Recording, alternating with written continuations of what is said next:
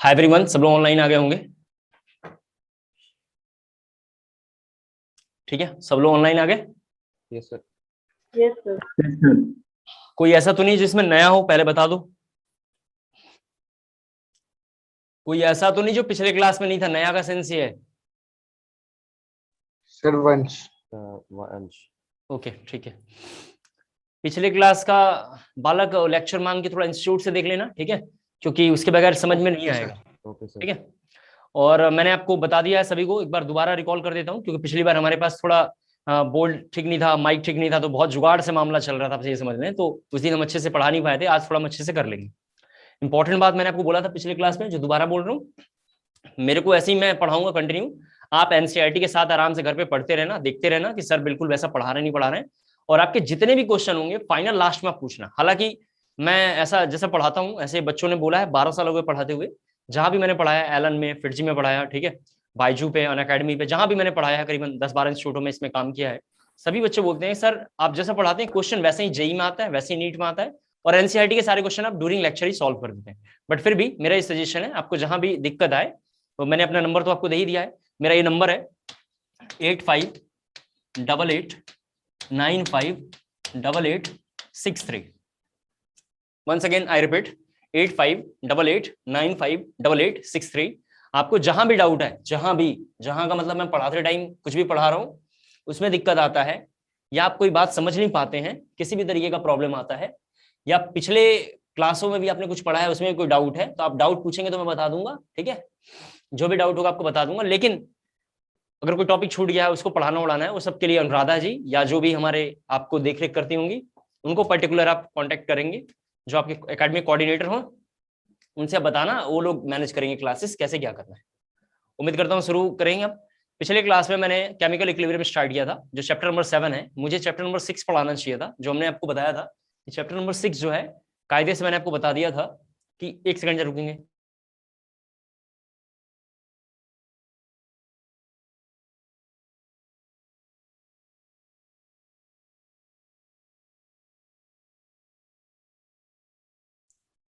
Chapter number 6 में शुरू करना चाहिए था, लेकिन फिजिक्स में चैप्टर नंबर 6 यानी जो थर्मोडायनेमिक्स फिजिक्स में हुआ नहीं है, तो केमिस्ट्री का थर्मोडायनेमिक्स किसी बच्चे को जल्दी समझ में नहीं आएगा। फिजिक्स का बहुत बड़ा रोल है, आप समझ लें, फिजिक्स का थर्मोडायनेमिक्स का बहुत बड़ा रोल है, तो उसके बगैर हम ये टॉपिक समझ नहीं सकते हैं, तो हमने उस दिन नहीं पढ़ाया। ठीक है, हमने केमिकल इक्विलिब्रियम शुरू किया है, तो हम केमिकल इक्विलिब्रियम करेंगे, फिर आयनिक करेंगे।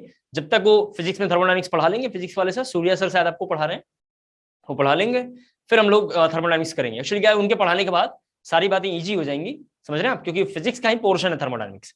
तो केमिकल इक्विलिब्रियम में पिछले क्लास में मैंने आपको बताया था टाइप्स ऑफ रिएक्शन, जिसमें एक रिएक्शन का नाम था इरिवर्सिबल। जरा सुन लें आप, एक ऐसा रिएक्शन, जब भी मैं क्लास आगे पढ़ाता हूँ, पीछे का मैं जरूर रिकॉल करता हूँ, ठीक है, 5 मिनट। तो मैंने पिछले क्लास में पढ़ा था इरिवर्सिबल, एक ऐसा रिएक्शन जिसको हम अगर प्रोसीड कराएं तो केवल फॉरवर्ड डायरेक्शन में जाएगा, बैकवर्ड की पॉसिबल ना हो। एक बार आगे बढ़ गया तो पीछे मुड़ के ना देखता हो, ऐसे रिएक्शन का नाम था इरिवर्सिबल।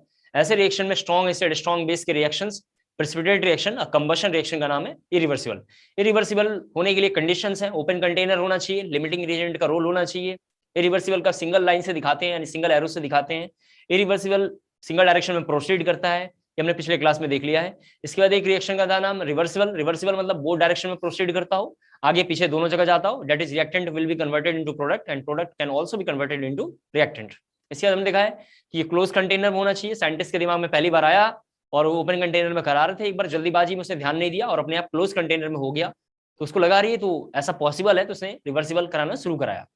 रिवर्सिबल में limiting reagent that is LR का कोई रोल नहीं है, क्योंकि वो रिएक्शन कभी कंप्लीट ही नहीं होती, तो लिमिटिंग रिएजेंट का कोई रोल नहीं है।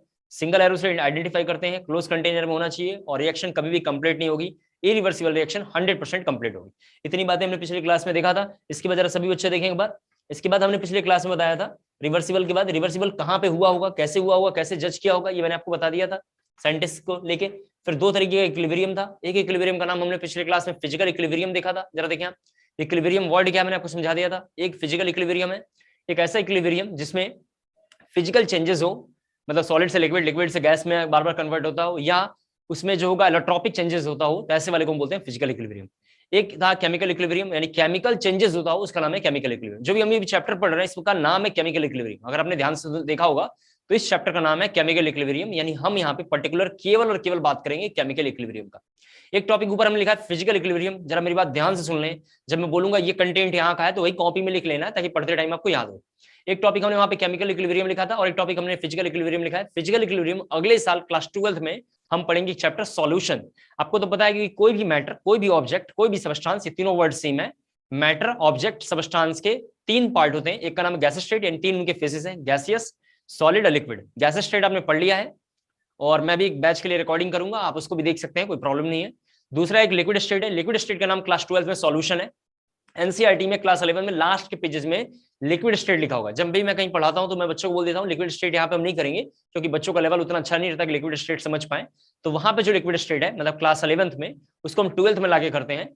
गैस स्टेट के लास्ट में लिक्विड स्टेट लिखा होगा, जब आप देखेंगे तो उसको हम 12th में करेंगे। 12th का लिक्विड स्टेट का नाम है सॉल्यूशन।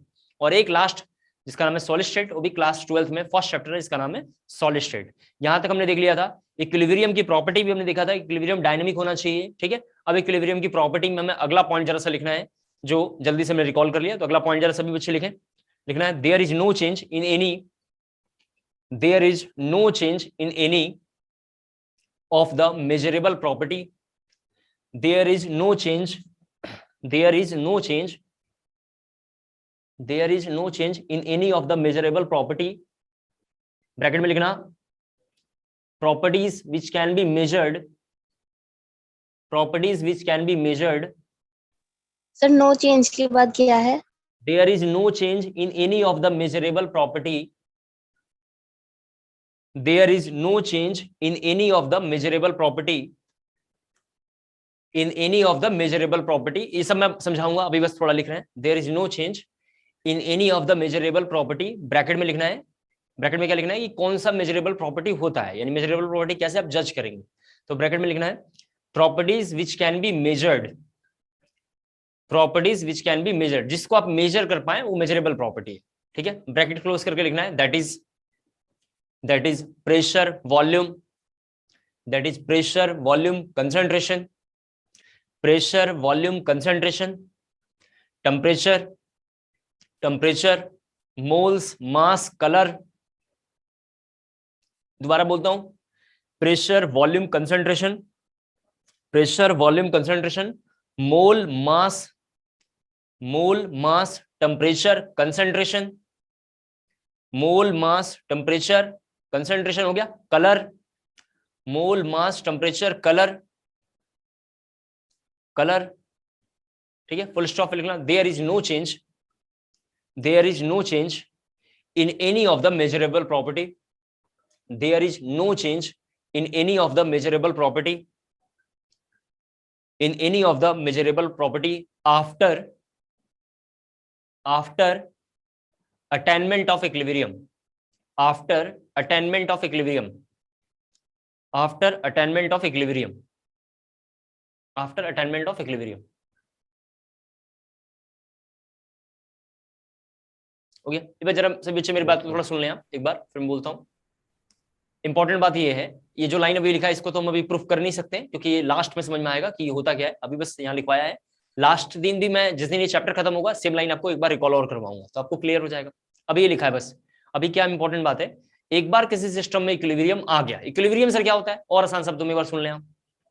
मैंने आपको 5 रुपए दिया और आपने 5 रुपए मेरे को रिटर्न कर दिया, फिर मैंने दिया, फिर आपने रिटर्न किया, तो हमारे बीच में ये जो एस्टैब्लिश्ड रिलेशन होगा उसका नाम है इक्विलिब्रियम।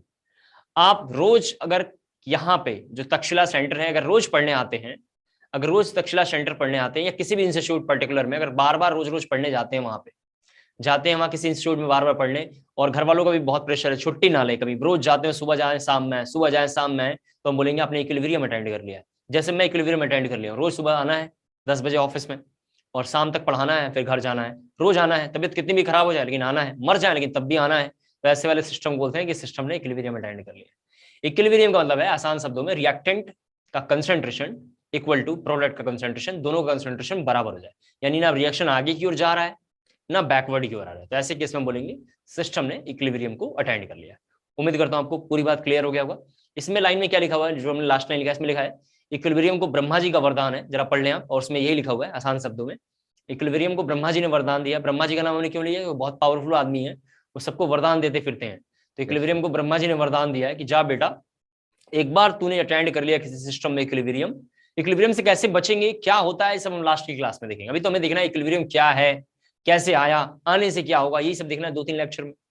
तो अभी मान लेते हैं किसी सिस्टम ने इक्विलिब्रियम अटेंड कर लिया, तो उसको ब्रह्मा जी ने बोला कि एक बार जब तूने अटेंड कर लिया या किसी सिस्टम में इक्विलिब्रियम आ गया तो तुझे कोई भी आ जाए हिला नहीं सकता है, मोल, मास, वॉल्यूम कुछ भी आए तेरे को कोई इफेक्ट नहीं डाल सकता है। यानी इक्विलिब्रियम को ब्रह्मा जी का वरदान है, उसे कोई भी छू नहीं सकता है। इंपॉर्टेंट पॉइंट ये था। अगला पॉइंट लिखना है, ठीक है, अगला पॉइंट लिखेंगे, there is no effect of, there is no effect of, there is no effect of, सभी बच्चे बोर्ड पे देखेंगे, कैटलिस्ट, ठीक है, there is no effect of catalyst, there is no effect of catalyst at equilibrium situation, at equilibrium situation, at equilibrium situation, it can only alter, it can only alter time required for attainment of equilibrium, required for attainment of equilibrium, attainment of equilibrium। Sir एक बार repeat कर दीजिए। पूरी line repeat कर रहा हूं, there is no effect of catalyst at equilibrium situation, यानी equilibrium को फिर से वरदान मिला कि तेरे को, इक्विलिब्रियम को वरदान दे दिया ब्रह्मा जी ने कि तेरे को कैटलिस्ट भी कोई काम नहीं कर सकता है। आपको कोई डाटा, कोई लाइन याद नहीं करना है। मैं पढ़ाते टाइम इतनी बार बोलता हूँ बच्चे एकदम याद हो जाए, क्योंकि मेरा फोकस ये रहता है एक बच्चे का भी रिजल्ट खराब नहीं होना चाहिए, क्योंकि मैं ऐसा चाहता नहीं हूं कि मैं कहीं निकलूं रोड पे, मुझे देखा मुझे गाली देने लग जाए, मुझे गुस्सा आ जाता है। तो आप टेंशन ना लें, मैं कितनी बार भी 10-12 बार रिकॉल करूंगा, एकदम याद करा दूंगा, आप टेंशन ना लें। तो हमने बोला है there is no effect of catalyst at equilibrium, फिर हमने बोला है it can only alter time required for attainment of equilibrium, attainment of equilibrium. ऊपर की लाइन और नीचे की लाइन, मुझे नंबर तो एग्जैक्ट याद नहीं है प्रॉपर्टीज में, तो जो भी हो, कैरेक्टरिस्टिक ऑफ हमने लिखा था इक्विलिब्रियम, उसमें 2 लाइन हमने लिखा है आज की क्लास में। और तो मैं समझाना चाहता हूँ, दोनों लाइन को पढ़ के बाद पता चल रहा है कि इक्विलिब्रियम को वरदान मिला है। वो कौन सा वरदान है आगे देखेंगे। और वो अभी वरदान इतना मिला हुआ है कि तुझे कोई छेड़छाड़ नहीं कर सकता, तू रास्ते में कोई जाएगा तेरे को कोई छेड़छाड़ नहीं करेगा, वॉल्यूम आ जाए कोई इफेक्ट नहीं है, ये आ जाए यो आ जाए, कुछ भी होगा तेरे को कोई चेंजेस नहीं कर सकता है। कैटलिस्ट आएगा तब भी तेरे को इफेक्ट नहीं पड़ेगा। कैसे पता चला इफेक्ट हुआ नहीं हुआ, ये सब हम लेक्चर नंबर 4 या 5 के आसपास में हम देखेंगे। अभी हम पूरा धीरे धीरे इसको करते हुए टॉपिक को चल रहे हैं। लास्ट पॉइंट लिखना है, at equilibrium delta G equal to 0। ये कहीं से आया हुआ अभी फिलहाल लिख लेंगे, at equilibrium delta G equal to 0, at equilibrium delta G equal to 0। यहां तक इक्विलिब्रियम की प्रॉपर्टी थी। इक्विलिब्रियम 2 तरीके का है, एक का नाम है फिजिकल, एक का नाम है केमिकल। अभी हम यहाँ पे केवल और केवल केमिकल को पढ़ेंगे। फिजिकल क्लास 12th में आएगा, वहां पे उसको हम देखेंगे। जब फिजिकल आएगा तो मैं बच्चों से बोलता हूँ, क्लास 11 में मैंने केमिकल इक्विलिब्रियम पढ़ाया था, तो बच्चे बोलते हैं पढ़ाया होगा क्योंकि तब तक खा पी के बैठ जाते हैं। तो आप आराम से बढ़िया से पढ़ के रखना, ताकि जब 12th में आए तो मैं बोलूँ जब पढ़ाया है तो आपको लगे यस सर क्लियर है। जब आपको क्लियर होगा तो फिजिकल इक्विलिब्रियम मैं दोबारा वहां पे 5 से 10 मिनट का टॉपिक है, वहां पढ़ाऊंगा तो जल्दी समझ में आ जाए। अगर केमिकल इक्विलिब्रियम खा पी के बैठ गए तो वो भी खत्म हो जाएगा। ठीक है, नेक्स्ट हेडिंग है एनसीईआरटी के हिसाब से चलते हैं, एक और टॉपिक देखते हैं। नेक्स्ट हेडिंग है law of mass action, law of mass action.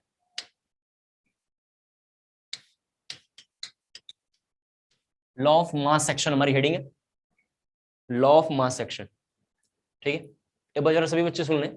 जो लॉ ऑफ मास एक्शन है, इसकी 2 साइंटिस्ट ने डिस्कवरी करी है। एक साइंटिस्ट का नाम है, बोर्ड पे जरा देखें, मतलब आपको ऐसे लिखना है ब्रैकेट में, एक साइंटिस्ट का नाम है गुलबर्ग। ऐसे तो नाम है गुल्डबर्ग, ऐसे नाम है, लेकिन डी साइलेंट रखना है, डी साइलेंट रखना है। तो नाम है एक साइंटिस्ट का गुलबर्ग और दूसरे साइंटिस्ट का नाम है वागे। ये अंग्रेजों का नाम पता नहीं कैसे हैं, अब ये सब पूछने की कोशिश नहीं करेंगे। गुलबर्ग एंड वागे, ये 2 साइंटिस्ट ने लॉ ऑफ मास एक्शन की डिस्कवरी करी है। और लॉ ऑफ मास एक्शन क्या होता है अब हम पूरा डिटेल में देखेंगे। बहुत इंपॉर्टेंट टॉपिक है इक्विलिब्रियम का, मतलब एकदम बेसिक टॉपिक है। अब यहाँ से इक्विलिब्रियम धीरे धीरे स्टार्ट होगा। पिछले क्लास में इक्विलिब्रियम के बारे में कोई खास टॉपिक नहीं देखा था।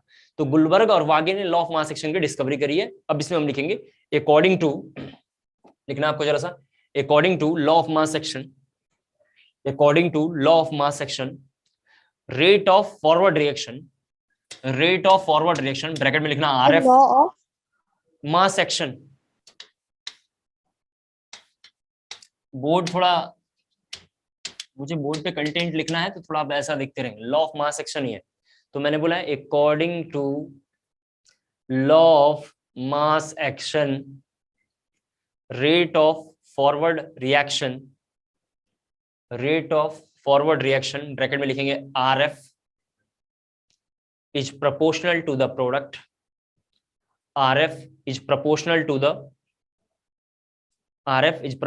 the reactant लिखना, sorry, RF is proportional to the reactant, RF, ठीक है, RF ब्रैकेट क्लोज करके लिखना, फिर लिखना is proportional to the product, sorry, is proportional to the reactant, is proportional to the reactant of active mass of the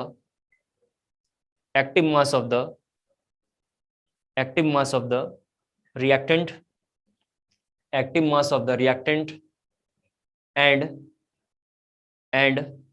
rate of backward reaction, and rate of backward reaction is proportional to the product, rate of backward reaction is proportional to the product of active mass of the reactant, of active mass of the reactant, लिख दिया आप लोगों ने? Sir product के बाद क्या? Product के बाद क्या बोला था पता नहीं, पूरा लाइन एक बार रिपीट करता हूँ, कोशिश करता हूँ फिर से बोलने के लिए। थोड़ा लिखने की स्पीड बढ़ाएंगे, मैं कोशिश करूंगा स्लो पढ़ाऊं, आप थोड़ी कोशिश करना स्पीड को अपने ठीक करने के लिए। हमने बोला है rate of backward reaction is directly proportional to the product of active mass of the product. अब ठीक है, चलें आगे। Yes, sir. Yes, sir. बोलते भी रहना है और एंजॉय करते सर हुए समझ नहीं आया आपने क्या बोला। मैं, अरे देखिए मैं कोशिश करूंगा और स्लो बोलूं, कोशिश करूंगा ऐसा, आप भी कोशिश करना थोड़ा थोड़ा। पूरा नेटवर्क इशू था इसलिए आपकी आवाज नहीं आई। हाँ, आवाज नहीं आ रही मेरी? मेरा इशू था। Okay, rate of backward reaction is directly proportional to the product of the active mass of product. हो गया? सर लास्ट में रिएक्टेंट लिखवाया है। अरे लास्ट में बोल रहा था, लास्ट में मैंने बोला है, जरा एक बार देखो लास्ट की लाइन रिपीट करता हूँ जरा सा। लास्ट में बोलता हूँ rate of backward reaction is proportional to या directly proportional to the product of active mass of the product. ये लास्ट लाइन था, of active mass of the product. हो गया? जल्दी बोलिए। Done, sir. हाँ ठीक है, अब जरा सा बोर्ड पे देखना है क्योंकि थोड़ा थोड़ा Thank you, देखते भी रहना है। सभी बच्चे बोर्ड पे देखें, यहां देखना बोर्ड पे, काफी इंपॉर्टेंट टॉपिक है। A + B gives C + D। एक बार बोर्ड पे देखते रहेंगे, मेरी बात को सुनेंगे, क्योंकि ज्यादातर बातें मैं खुद बोला हूं, आपको रिकॉल करूंगा, याद हो जाएगा। इक्विलिब्रियम की पहचान है, ध्यान सुन लें, इक्विलिब्रियम की पहचान है जहां पे डबल एरो होगा इक्विलिब्रियम वहीं पे आएगा। डबल एरो यहां लिखा पड़ा हुआ है, यानी आज से इक्विलिब्रियम वहां आएगा जहां पे रिवर्सिबल रिएक्शन होगा। इरिवर्सिबल रिएक्शन में कभी इक्विलिब्रियम आ ही नहीं सकता, क्योंकि एक बार गया तो गया, बस वो आएगा नहीं लौट। कहते हैं कि एक बार कहते हैं कमान से छुटी हुई तीर वापस नहीं आती, वैसी सिचुएशन है, एक बार आगे बढ़ गया तो पीछे मुड़ के नहीं देखता।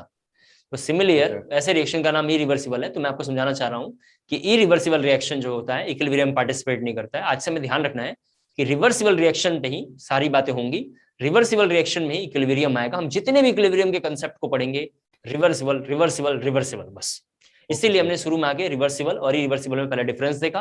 अब हमने ये बोला है, जरा सभी बच्चे देखें, हमने ये बोला है कि rate of forward direction directly proportional to reactant, reactant इसे बोलते हैं। सभी बच्चे बोर्ड पे जरा देखेंगे, इस पूरे कंटेंट को रिएक्टेंट बोलते हैं, जिसको हम R लिखेंगे, और इस पूरे कंटेंट को हम प्रोडक्ट बोलते हैं, जहां पे हमने P लिखा है। यहाँ पे सभी लोग देख पा रहे होंगे। तो मैं यहाँ पे RB क्या होता है सर? रेट ऑफ बैकवर्ड, ठीक है, रेट ऑफ बैकवर्ड लिखूंगा यहाँ पे, reaction directly proportional to product concentration of C concentration of D। सभी बच्चों को एक बात देख के पता चल रहा है कि जब डायरेक्टली प्रोपोर्शनल साइन लिखा हुआ है तो उसको हटाएंगे तो कोई ना कोई कांस्टेंट लगेगा। तो यहाँ पे बुक्स में RF लिखा होगा और डायरेक्टली प्रोपोर्शनल साइन हटा के वहां पे KF लिखा होगा। KF एक कांस्टेंट है जिसका नाम वेलोसिटी कांस्टेंट होता है, अभी हम पढ़ने वाले हैं, परेशान होने की जरूरत नहीं है। अभी हमने इस डायरेक्टली प्रोपोर्शनल को हटा के केवल KF लिखा है, बाकी rest compound as it is क्या होगा, कॉपी होगा। तो हम यहाँ पे लिखेंगे concentration of A into concentration of B, और यहाँ पे लिखूंगा रेट ऑफ बैकवर्ड, यहाँ पे जरा देखो rate of backward equal to क्या लिखूंगा यहाँ पे KB, और यहाँ पे लिखूंगा कंसंट्रेशन ऑफ C, और यहाँ लिखूंगा कंसंट्रेशन ऑफ D। ये जरा कंटेंट जल्दी से कॉपी करना एक बार, ये कंटेंट जरा जल्दी से कॉपी करना है। कॉपी हो गया? Yes sir. Sir 1 1 minute. Minute. हाँ सर आपने कंसंट्रेशन ऑफ ए और बी मल्टीप्लाई किया है। जी जी, ये मल्टीप्लाई है, ठीक है। अभी जितना किया बस इतना देखेंगे, बाकी सब आपको आ जाएगा, आप चिंता मत करिए। अभी तो कहानी स्टार्ट ही हुई है। कई बार जब हम किसी अच्छी किताब को पढ़ते हैं तो पहली बार हो सकता है समझ में ना आए, तो इसका मतलब ये नहीं किताब बंद करके फेंक दें, पढ़ते ही रहना चाहिए, पढ़ते रहना चाहिए, कभी ना कभी तो आएगा। जब जैसे ही 15-20 पेज पढ़ने लगेंगे आपको सब समझ में आ जाएगा। तो हो गया? Yes sir. अब जरा मेरी बात थोड़ा ध्यान सुनना है, बहुत इंपॉर्टेंट है लाइन। ये जो लाइन बोर्ड पे जरा सभी बच्चे देखें, मैंने एकदम जीरो से पढ़ाने की कोशिश करी है, तो अगर केमिस्ट्री में कहीं ऐसा लिखा हुआ मिला, सभी बच्चे बोर्ड पे देखें, ये लाइन ऐसा कहीं मिला तो इसका मतलब होता है कंसंट्रेशन। बोर्ड पे सभी लोग देखें, ये सब साइड इंफॉर्मेशन है समझाने के लिए। कंसंट्रेशन को ध्यान रखना है कि केमिस्ट्री में बोलते हैं मोलारिटी। कंसंट्रेशन और molarity both are the same, और इन दोनों का फॉर्मूला सेम होगा। मोलारिटी का सिंबल कैपिटल M होता है, आप जानते हैं। मोल क्या होता है? N/V। अगर कहीं ऐसा लिखा हुआ है केमिस्ट्री में, से डिब्बे का मतलब है कंसंट्रेशन। हमने यहाँ पे बोला था, ध्यान से देखा आपने, सुना मैंने बोला concentration of A into concentration of B, concentration of C into concentration of D। तो अपने को डिब्बे को आज से बोलना है कंसंट्रेशन कंसंट्रेशन कंसंट्रेशन। उस कंसंट्रेशन का रियल मतलब क्या है हमारे लोकल लैंग्वेज में? मोलारिटी। मोलारिटी का मतलब आपको ध्यान रखना है N/V होता है, मोल्स पर वॉल्यूम होता है लीटर में। मोल्स पर वॉल्यूम लिखा हुआ लीटर में। मोलारिटी का भी सेम फॉर्मूला है, कंसंट्रेशन का भी सेम फॉर्मूला है। कई बुक्स में मोलारिटी का सिंबल जो होता है कैपिटल M लिखा होगा और कंसंट्रेशन का सिंबल C लिखा हुआ। तो आज से ध्यान रखना है, C जब भी वर्ड आ जाए या मोलारिटी आए तो दोनों का मतलब सेम मान के चलना है। ऐसे साइड इन्फॉर्मेशन कॉपी के जो मार्जिनल पेजेस होते हैं ऊपर वाले में वो लिखना है। इसको मैं रफ कर रहा हूं क्योंकि सब काम का नहीं है। अब थोड़ा एक लाइन आपको लिखना है, लिखेंगे थोड़ा जल्दी से लिखना है। इसके लिए लिखना है यहाँ पे, लिखना वेयर KF एंड KB, जैसे लिखा वैसे लिखना है। Where KF and KB are constant, where KF and KB are constant, where KF and KB are constant, known as velocity constant, known as velocity constant, known as velocity constant or rate constant, velocity constant or rate constant of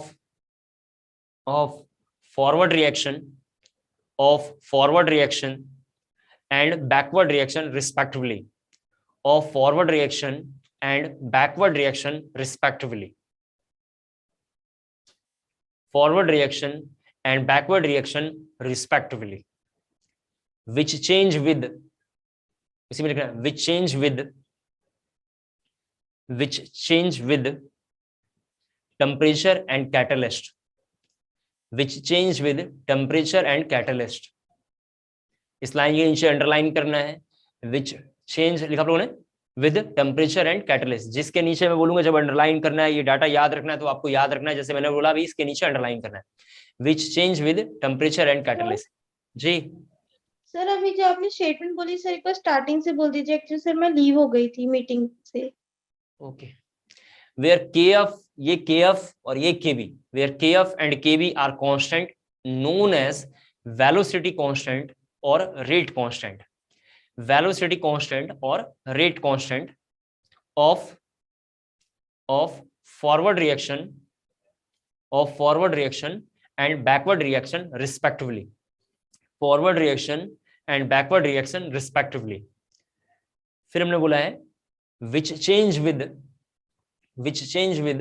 temperature and catalyst, which change with temperature and catalyst। इसके नीचे underline करना है, बहुत important line है ये, अभी इस chapter का बैकबोन है ये लाइन। अब आपको एक अगला पॉइंट ध्यान रखना, अगेन आसान शब्दों में इसी लाइन को मैं बोल रहा हूं। ब्रह्मा जी ने इक्विलिब्रियम को वरदान दिया था, जैसे भस्मासुर को शिव जी ने वरदान दे दिया था। ऐसे वर्ड में क्यों बोलता हूं, जल्दी बच्चों को याद रहेगा कि जा बेटा, शिव जी ने बोला तो जिसके ऊपर हाथ रखेगा वो उसकी जिंदगी खत्म, वो जल के राख हो जाएगा। उस बेचारे बेवकूफ को ये पता नहीं था कि अपने ही सर पे हाथ रख दोगे तो अपना भी काम तमाम हो जाएगा। सिमिलियर ब्रह्मा जी ने इक्विलिब्रियम को वरदान दिया, जा बेटा तेरे को कोई इफेक्ट नहीं करेगा, लेकिन लास्ट में एक लाइन ब्रह्मा जी ने बोल दिया कि आज से तेरे को टेम्परेचर इफेक्ट करेगा। तो एनसीईआरटी में लिखा होगा इक्विलिब्रियम को कोई छेड़छाड़ नहीं कर सकता, कोई आएगा थोड़ी देर के लिए डिस्टर्ब करेगा, लेकिन इक्विलिब्रियम फिर से अटेंड कर लेगा। कैसे करेगा हम यही सब पढ़ने वाले हैं, 2-4 क्लासों में ये सेम लाइन बोलता रहूंगा और 2-4 प्रैक्टिस हम करेंगे तो याद हो जाएगा। इक्विलिब्रियम को कोई भी छेड़छाड़ नहीं कर सकता, छेड़ेगा फिर वो अपने आप को बैलेंस कर लेगा, यानी फिर से इक्विलिब्रियम अटेंड कर लेगा। आप इक्विलिब्रियम हटाओगे फिर से इक्विलिब्रियम मैनेज कर लेगा। बस इक्विलिब्रियम को ब्रह्मा जी ने बोला है तू टेम्परेचर से बच कर रहना, अगर टेम्परेचर आएगा तो तेरी कैरियर चौपट हो जाएगी, या तो तू चेंज हो जाएगा या तेरे में कोई कुछ और पॉसिबिलिटीज हो सकती हैं, वो हम धीरे धीरे जब क्लास आगे आएगा तो देखेंगे। सर लेकिन आपने तो लिखवाया था कि ये चेंज नहीं होगा टेम्परेचर हाँ, में। वो कैसे होगा धीरे धीरे पता चलेगा, थोड़ा थोड़ा तो कमियां आनी चाहिए, तभी तो पता चलेगा चैप्टर रन करेगा। हम बोलेंगे ये नहीं होगा ये नहीं होगा तो चैप्टर ही रन नहीं करेगा। तो ये लास्ट लाइन में लिखा है विद, ऐसा लिखा है with change with temperature and catalyst. तो टेम्परेचर का कोई रोल होता होगा और कैटलिस्ट का काफी आगे आएगा, तुम देखिए। क्लियर हो गया? Yes sir. हाँ, अब सभी बच्चे जरा बोर्ड पे आ जाएं, यहाँ पे देखें, काफी इंपॉर्टेंट है, इसको जरा हमें डिफाइन करना था। तो अब यहाँ पे देखिए, यहाँ देखना है लिखा हुआ है एट इक्विलिब्रियम। देखिए एट इक्विलिब्रियम सभी बच्चों को पता है rate of forward direction equal to rate of backward direction होता है। पिछले क्लास में पढ़ाया है कि रिएक्टेंट प्रोडक्ट का अमाउंट बराबर हो जाए, रिएक्टेंट प्रोडक्ट का अमाउंट बराबर हो जाए। इसका मतलब क्या हुआ, at equilibrium RF equal to RB हो जाए। क्या हो जाए, RF इक्वल टू RB हो जाए। RF का मतलब रेट ऑफ फॉरवर्ड डायरेक्शन किसके बराबर हो जाए, बैकवर्ड डायरेक्शन का। इसका मतलब क्या हुआ, इसका मतलब मैं जरा कंटेंट ही रफ कर रहा हूं, आपने कॉपी कर लिया। यहां देखें, इसका मतलब ये हुआ, यहां देखना है KF concentration of A concentration of B ये इक्वल हो जाए, ये इक्वल हो जाए KB concentration of C concentration of D। ये जरा लाइन कॉपी करना है जल्दी से, ये लाइन जरा जल्दी से कॉपी करेंगे। Done sir. हाँ, अब देखो इसको हम ऐसे भी लिख सकते हैं, सभी बच्चे देखें, KF बाई KB भी लिख सकते हैं, बिल्कुल लिख सकते हैं। इसको हम ऐसे लिख सकते हैं, concentration of A concentration of B divided by concentration of C और कंसंट्रेशन ऑफ D। बिल्कुल ऐसा लिख सकते हैं, कोई आपत्ति नहीं आना चाहिए। सभी बच्चे जरा देख लें, ये लिख सकते हैं at equilibrium KF by KB equal to concentration of A into concentration of B divided by concentration of C divided by concentration of, इस तरह D लिखा हुआ है। उम्मीद करता हूँ सबने कॉपी कर लिया होगा, ठीक है। सॉरी थोड़ा सा हमने गलत लिख दिया यहाँ पे, सॉरी थोड़ा हमने चेंजेस करना था, थोड़ा यहाँ पे देखो गलती लिख दिया, ध्यान नहीं दिया मैंने। सर उल्टा हो गया ना। हाँ उल्टा कर दिया, थोड़ा हमने गलती कर दिया। ये प्रोडक्ट पहले लिखना था KF, मतलब ये लिखेंगे concentration of C concentration of D। पूरा लाइन रफ कर रहा हूँ, एक बार दोबारा लिखता हूँ, बोर्ड थोड़ा ऐसा रहा। Concentration of C concentration of D divided by concentration of A divided by concentration of B, ये लिखना जरा। सॉरी थोड़ा वो हमने ध्यान नहीं दिया उस कंटेंट पे। KF बाई KB का ये रेशियो हो जाएगा, सभी बच्चे समझ पा रहे होंगे। लिखेंगे इसके बाद एट इक्विलिब्रियम, लिखना है at equilibrium ratio of, at equilibrium ratio of, हाँ at equilibrium ratio of KF to KB, यहाँ लिखा हुआ है KF to KB is a constant, is a constant known as equilibrium constant, known as equilibrium constant. At equilibrium ratio of KF to KB is a constant known as equilibrium constant, known as equilibrium constant, ठीक है। and represented by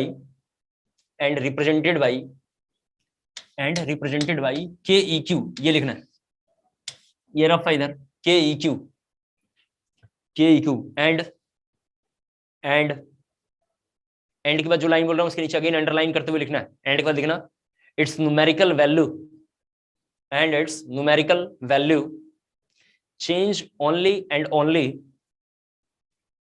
and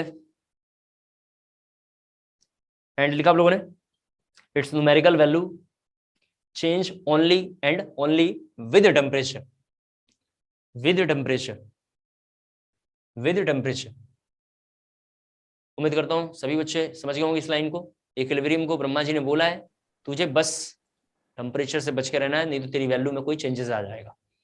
ये line जरा copy करना है, के equilibrium बोलते हैं इसको, इसका नाम इक्विलिब्रियम कांस्टेंट है। कॉपी हो गया? Yes sir. यस मैं जरा 2-3 क्वेश्चन बोर्ड लेवल का समझाता हूँ जो स्कूल लेवल में पूछते हैं, स्कूल के टीचर फालतू सा बच्चों को फंसाने के लिए। यहाँ देखो तुम, कॉपी कर लिया आपने, इसको रफ कर रहा हूं। यहाँ देखिए जरा सा, सभी बच्चों को समझ में आ रहा होगा कि अगर कहीं लिखा हुआ है a + b give c + d, तो मैं अब के इक्विलिब्रियम निकालना होगा तो मैं ऐसा लिखूंगा, प्रोडक्ट का कंसंट्रेशन डिवाइडेड बाय रिएक्टेंट का कंसंट्रेशन, ठीक है, sorry, product concentration divided by reactant का कंसंट्रेशन। और आसान शब्दों में इस बात को देख के बात पता चल रहा है कि मैंने ये बोला है के इक्यू इक्वल टू प्रोडक्ट का कंसंट्रेशन डिवाइडेड बाय रिएक्टेंट का कंसंट्रेशन। उम्मीद करता हूँ शायद सभी बच्चे समझ पा रहे होंगे आप। यही लाइन मैं बोल रहा हूँ। Yes sir. हाँ, Yes, घुमा घुमा sir. के लाइन बोल रहा हूँ। अब जरा देखिए, इसको जरा कॉपी कर लीजिए, फिर जरा सा 2 क्वेश्चन एनसीईआरटी लेवल का देख लेते हैं जल्दी से। एक पहला क्वेश्चन जरा सभी बच्चे बोर्ड पे देखेंगे, काफी इंपॉर्टेंट है। N2 + 3H2 gives 2NH3। पहला आसान क्वेश्चन देखिए, एनसीईआरटी का पहला NH3 लिखा हुआ है, थोड़ा इसको रफ करके और बढ़िया से लिख देता हूँ, NH3। ये क्वेश्चन है, बोर्ड पे थोड़ा देखेंगे, बोल रहा है कि इसको इक्विलिब्रियम से रिप्रेजेंट करना है, इक्विलिब्रियम से रिप्रेजेंट करना है। तो मैं यहाँ पे लिखूंगा के इक्यू इक्वल टू प्रोडक्ट का कंसंट्रेशन, बोर्ड पे जरा देखना है, काफी इंपॉर्टेंट है, NH3 लिखूंगा। सभी बच्चे बोर्ड पे ध्यान से देखेंगे, नहीं तो मैं जानता हूं गलती होगी, इसलिए बोर्ड पे जब बोलूं देखना है तो ध्यान से देखना है। ये जो NH3 लिखा हुआ है, इस NH3 के आगे 2 लिखा हुआ है, 2 कहां से आया, हमने बैलेंस करने के लिए यूज किया है। ये जो भी आगे 2 आएगा वो पावर पे चला जाएगा। इस क्वेश्चन में कहीं भी 2A 3 5 ऐसा कुछ भी कंटेंट लिखा हुआ नहीं है, इस क्वेश्चन में 2 लिखा हुआ है, तो 2 को पावर पे रखना है। सबसे पहली बात है कि इक्विलिब्रियम लिखने का आज से ध्यान रखना है, 2-3 बार सुनेंगे अपने आप आ जाएगा, आपको कोई डाटा याद नहीं करना है। के इक्विलिब्रियम में ध्यान रखना है कि प्रोडक्ट का कंसंट्रेशन डिवाइडेड बाय रिएक्टेंट का कंसंट्रेशन, प्रोडक्ट ऊपर लिखेंगे, लेकिन प्रोडक्ट में जो भी यहाँ पे आगे स्टोइचियोमेट्रिक कोएफिशिएंट बोलते हैं लिखा हुआ होगा वो पावर पे चला जाएगा। इसका स्टोइचियोमेट्रिक कोएफिशिएंट 2 लिखा था तो पावर पे चला गया। सिमिलर इसका कोई कोएफिशिएंट नहीं है, इसका 1 है, नहीं लिखा है मतलब 1 मान के चलते हैं। और यहाँ पे हम क्या लिखेंगे, S2 का पावर 3। उम्मीद करता हूँ जरा सभी बच्चे समझ पाए होंगे। Yes sir. इसको जल्दी से नोट कर लें, फिर 2 बातें बोलूंगा, घुमा घुमा के सब बातों को रिपीट कर रहा हूं ताकि जल्दी समझ जाए। इसको नोट करना है। पहली बात मैंने बोला है कि इक्विलिब्रियम को ब्रह्मा जी ने वरदान दिया, तुझे कोई छेड़ नहीं सकता है। लेकिन इसके साथ साथ ब्रह्मा जी ने उसको एक और लाइन बोला है कि टेम्परेचर से बच के रहना। टेम्परेचर का क्या रूल है, जैसे जैसे चैप्टर आगे बढ़ेगा आपको नॉलेज आते चला जाएगा। दूसरा, इक्विलिब्रियम में हमें ये बात ध्यान रखना है कि जब भी क्वेश्चन आएगा इक्विलिब्रियम की इक्वेशन पे लिखिए, इक्विलिब्रियम लिखिए, तो ऐसे केस में जो भी पावर्स रहते हैं स्टोइचियोमेट्रिक कोएफिशिएंट पावर पे चलाता है। स्टोइचियोमेट्रिक कोएफिशिएंट आगे जो लिखा रहता है 1 3 2, यहाँ पे 1 है, यहाँ पे 3, यहाँ पे 2 है, जो भी 1 3 2 लिखा हुआ है ये पावर पे चले आएंगे। तो पावर पे 2 आ गया, वहां ऑलरेडी N2 है तो लिख देंगे हम, और S2 का पावर 3 आ जाएगा क्योंकि वहां पे 3 बेस में लिखा हुआ है। उम्मीद करता हूँ आप समझ गए होंगे। आप एक क्वेश्चन जरा सा मैं लिख रहा हूँ, सभी बच्चों को जरा बताना है। ये क्वेश्चन है, इस कंटेंट को पूरा रफ कर रहा हूँ। ये क्वेश्चन है, लिखा हुआ 3A, यहाँ जरा बोर्ड पे देखना है, काफी इंपॉर्टेंट है। यहाँ लिखा हुआ 3A + 4B gives C + 5D। इसका के इक्विलिब्रियम आप अपनी कॉपी में लिख लीजिए, एक बार मैं लिखूंगा फिर आप मैच कर लेना, ठीक है। जल्दी से जरा नोट डाउन करेंगे।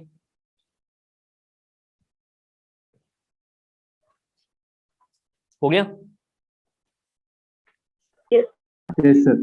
हाँ, जब मैं बोला करो ये क्वेश्चन करना है तो यही करना है, ठीक है, घर जाके नहीं करना है, यहीं पे। टाइम बहुत इंपॉर्टेंट है, और जितना आपका इंपॉर्टेंट है, जैसे जैसे कोर्स आगे बढ़ेगा डिफिकल्ट आएगा उतना हमारे लिए इंपॉर्टेंट है, क्योंकि कोई फालतू में पूछेगा ये कहाँ से है, ये कहाँ से आया, तो फिर अपना भी टेंशन बढ़ाएगा और हमें भी पागल करेगा। इसलिए आप भी घर पे ना करके यहाँ पे प्रैक्टिस करेंगे, और जो क्वेश्चन बोलूंगा घर पे करना है उसे घर पे करना है।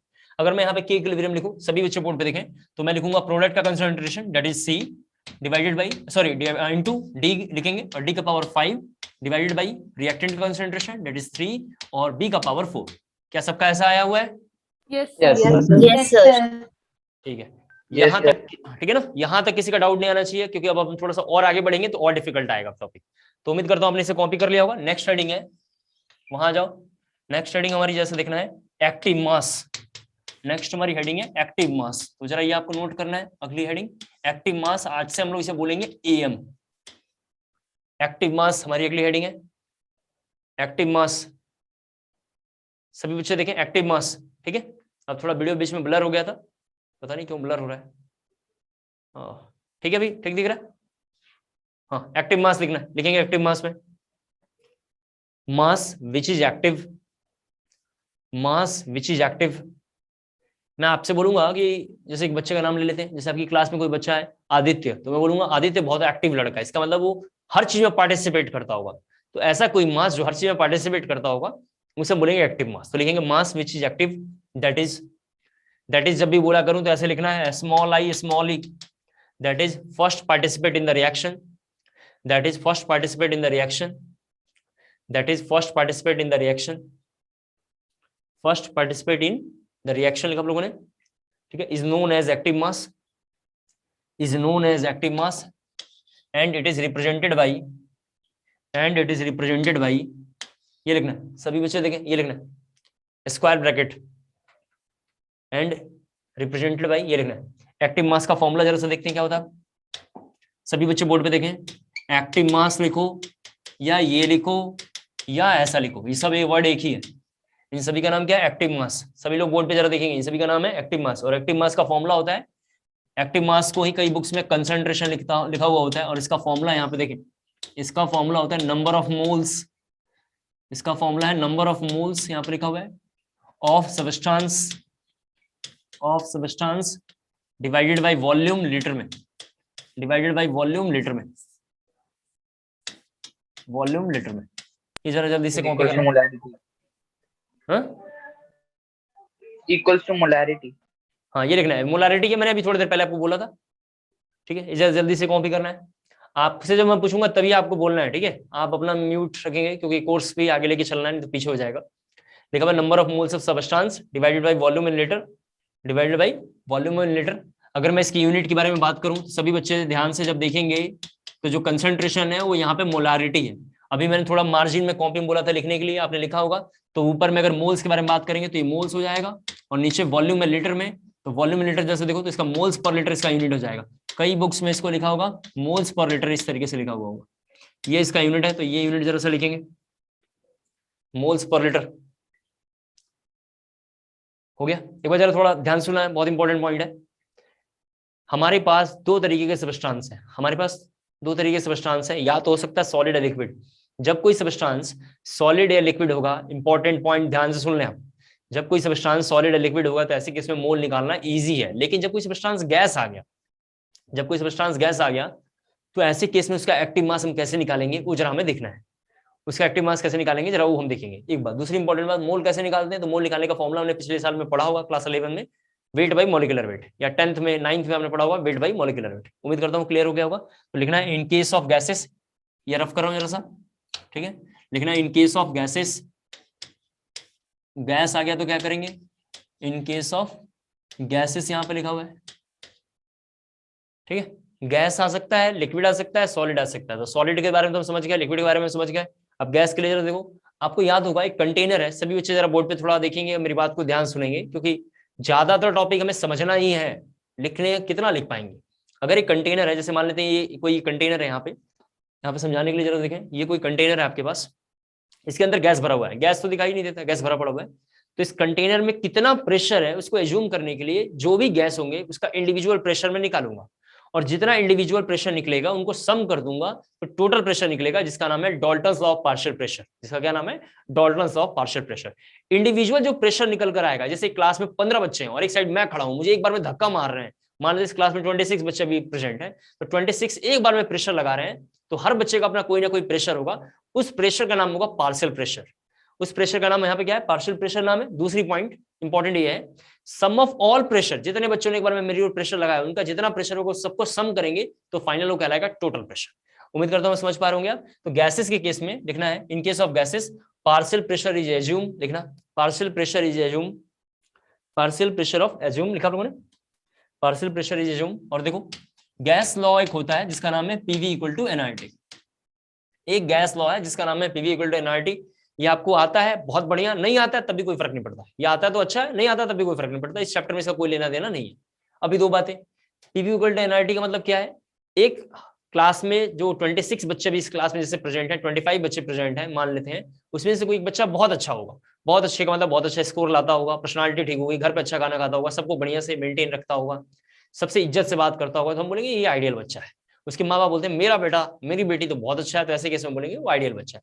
उसके रिस्पेक्ट में कोई ऐसा बच्चा होमवर्क नहीं करता होगा, कभी नहीं पढ़ता होगा, गाली देता होगा, क्लास टाइम से नहीं आता होगा और छुट्टियां भी बहुत रखता होगा, रिजल्ट तो पूछना ही नहीं है, ऐसे केस में टॉप मारता होगा नीचे से, तो ऐसे केस के जो बच्चे होंगे वो रियल गैस कहलाते हैं। वास्तव में कोई गैस, ध्यान सुनना है, आइडियल तो होता ही नहीं है। आप अपने रिश्तेदारों के घर कभी जाएंगे अपने मदर फादर के साथ, जैसे बुआ के घर, मौसी के घर, वो इतने अपने बच्चों की ब्रांडिंग करते हैं। आपके माँ बाप के सामने इतनी ब्रांडिंग करेंगे कि मेरा बच्चा ऐसा है, मेरी बिटिया ऐसी है, कि आपके माँ बाप को लगने लगता है उस रिलेटिव के सामने कि मेरा ही बच्चा सबसे बड़ा नालायक है। तो ऐसे केस में बुआ के रिस्पेक्ट में अपना बच्चा जो आपके माँ बाप को लगा है, अपना बच्चा जो है रियल गैस होगा, अब बुआ का बच्चा जो है वो कैसा होगा, आइडियल गैस होगा। आइडियल गैस इस दुनिया में एग्जिस्ट नहीं करता है, हम मान के चलते हैं कि इमेजिनरी बात है, उसी तरीके से मान के चलते हैं आइडियल गैस है, और एक गैस मान के चलते हैं उसका नाम है रियल गैस। ये जो इक्वेशन यहाँ पे लिखा हुआ है पीवी इक्वल टू एनआरटी, वो आइडियल गैस के लिए लिखा हुआ है। किसके लिए? आइडियल गैस की इक्वेशन के लिए लिखा हुआ है। अगर मैं प्रेशर कैलकुलेट करना है तो यहाँ पे n/v लिख सकता हूँ और RT लिख सकता हूँ। अगर आप जब ध्यान से देखेंगे जस्ट ऊपर इन केस ऑफ गैसेस के ऊपर हमने लिखा है, वहां पे हमने लिखा है मोल्स निकालने के लिए number of moles divided by volume in litre, number of moles divided by volume in litre. तो इसके जगह पर मैं लिख सकता हूँ P इक्वल टू, सभी बच्चे देखें, इसके जगह पर हम लिख सकते हैं P equal to CRT। P equal to हम क्या लिख सकते हैं? CRT। ये C कहां से आया? सभी बच्चों को पता है कि n/v को सर C बोलते हैं और इसी को सर मोलारिटी बोल रहे हैं। उम्मीद करता हूं शायद सबको समझ में आया होगा। तो प्रेशर के लिए ये लाइन लिखना है, और इसका जो यूनिट होता है, प्रेशर का यूनिट सभी को पता है क्या होता है? ATM होता है। ये वो वाला ATM नहीं है जो आप सोच रहे हैं, ये एटमॉस्फेरिक प्रेशर, ये कंसिडर करें। इतनी बातें समझ में आ गई सबको? Yes sir. Yes sir. मैं दो बातें एक बार फिर से बोल देता हूँ। इस चैप्टर में जितना भी कंटेंट मुझे लगेगा आप समझ नहीं पा रहे हैं, वैसे घुमा घुमा के और इजी वर्ड में बोलूंगा, एकदम डाटा याद हो जाना चाहिए। आपसे बस रिक्वेस्ट है, आपको जहां ट्रबल आएगा आप मुझे तुरंत बोलना। बोलने में शर्म आ रही है तो मैंने नंबर दे दिया, उस पर व्हाट्सएप कर देना, तो हम क्लास में इसको लेके सॉल्व कर लेंगे। यहाँ पे मुझे एक लाइन दिखाई दे रहा है, जरा देखें, P equal to n/v RT में एक लाइन मुझे दिखाई दे रहा है कि R एक गैस है जिसका नाम है यूनिवर्सल गैस कांस्टेंट, जिसको हम शॉर्ट में UGC बोलते हैं। इसको शॉर्ट में हम UGC बोलते हैं, यूनिवर्सल गैस कांस्टेंट। T एक टेम्परेचर है। फिजिकल केमिस्ट्री में ध्यान से सुन लें, फिजिकल केमिस्ट्री में टेम्परेचर हमेशा और हमेशा केल्विन में आएगा। कभी भी आप देख लेंगे बस और बस किस में होगा? केल्विन में होगा। इसका मतलब मुझे यहाँ से एक लाइन दिखाई दे रहा है, वो ये लाइन है, सभी बच्चे देखें, कि प्रेशर जो होगा वो डायरेक्टली प्रोपोर्शनल टू n/v होगा। प्रेशर जो होगा मोल के डायरेक्टली प्रोपोर्शनल, वॉल्यूम के इनवर्सली प्रोपोर्शनल होगा। सभी बच्चे यहां से समझ पा रहे हैं? एक कंटेंट जरा सा और देखो, यहाँ पे सभी बच्चे देखें, या ये लाइन लिख लेते हैं पहले, ये जरा सा कॉपी कर लिया आपने, एक लाइन जरा आपको लिखना है, उस लाइन के ऊपर थोड़ा लिखेंगे, याद रखें, क्योंकि बच्चे समझ नहीं पाते क्या इंपॉर्टेंट है। ये लिखेंगे, जरा याद रखें, बहुत इंपॉर्टेंट है, क्योंकि बहुत गलतियां होती है, तो लिखना है, याद रखें, लिखना है, याद रखें में। व्हेनेवर सॉलिड, लिक्विड और गैस, व्हेनेवर सॉलिड, लिक्विड और गैस, व्हेनेवर सॉलिड, लिक्विड और गैस, गैस थोड़ा काट देना, थोड़ा और आसान करके लिखते हैं। Whenever solid, liquid, solid, liquid और बोथ अपीयर, और बोथ अपीयर, और बोथ अपीयर विद गैस, और both appear with gas, then their active mass, then their active mass, then their active mass will remain constant, will remain constant when remain, लिखा आप लोगों ने? Then their active mass will remain constant and taken as unity, and taken as unity, unity मतलब one, ठीक है जी sir then there पीछे ये संगीत का जो आवाज आ रहा है इसको बंद कर लीजिए, ठीक है। मैं इस लाइन को दोबारा बोल देता हूँ, क्लास में पढ़ते टाइम ये हनी सिंह और बाकी जितने सिंह हैं उनको थोड़ा सा साइलेंट रखेंगे। बच्चों को गाने सुनने में तो आनंद आता है। एक बार दोबारा बोल रहा हूँ, व्हेनेवर सॉलिड, लिक्विड और both appear with gas, both appear with gas, then their active mass will remain constant, then their active mass will remain there, लिखा लोगों ने, active mass will remain constant and taken as unity, and taken as unity, and taken as unity, hence they will not appear, hence they will not appear, hence they will not appear in expression of equilibrium constant, in expression of equilibrium constant, in expression of equilibrium constant, in expression of equilibrium constant, in expression of equilibrium constant।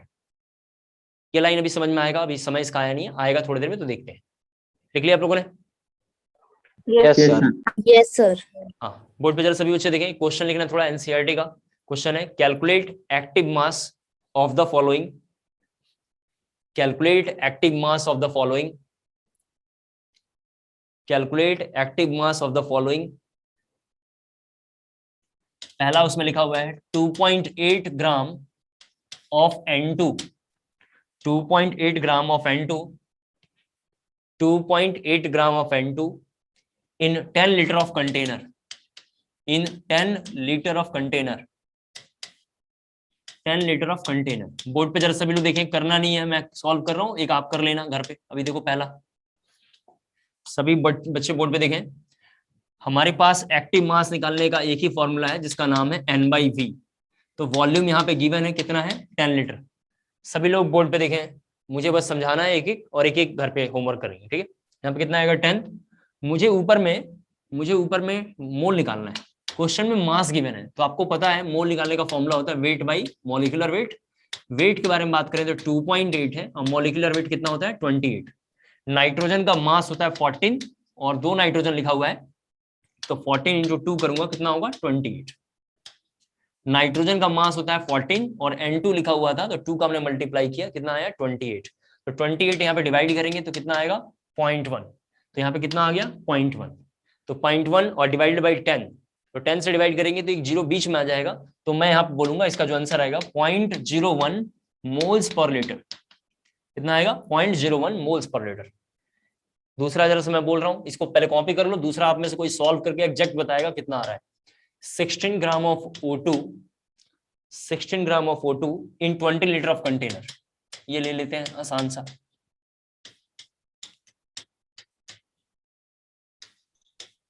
In 20 litre of container. जल्दी से solve 10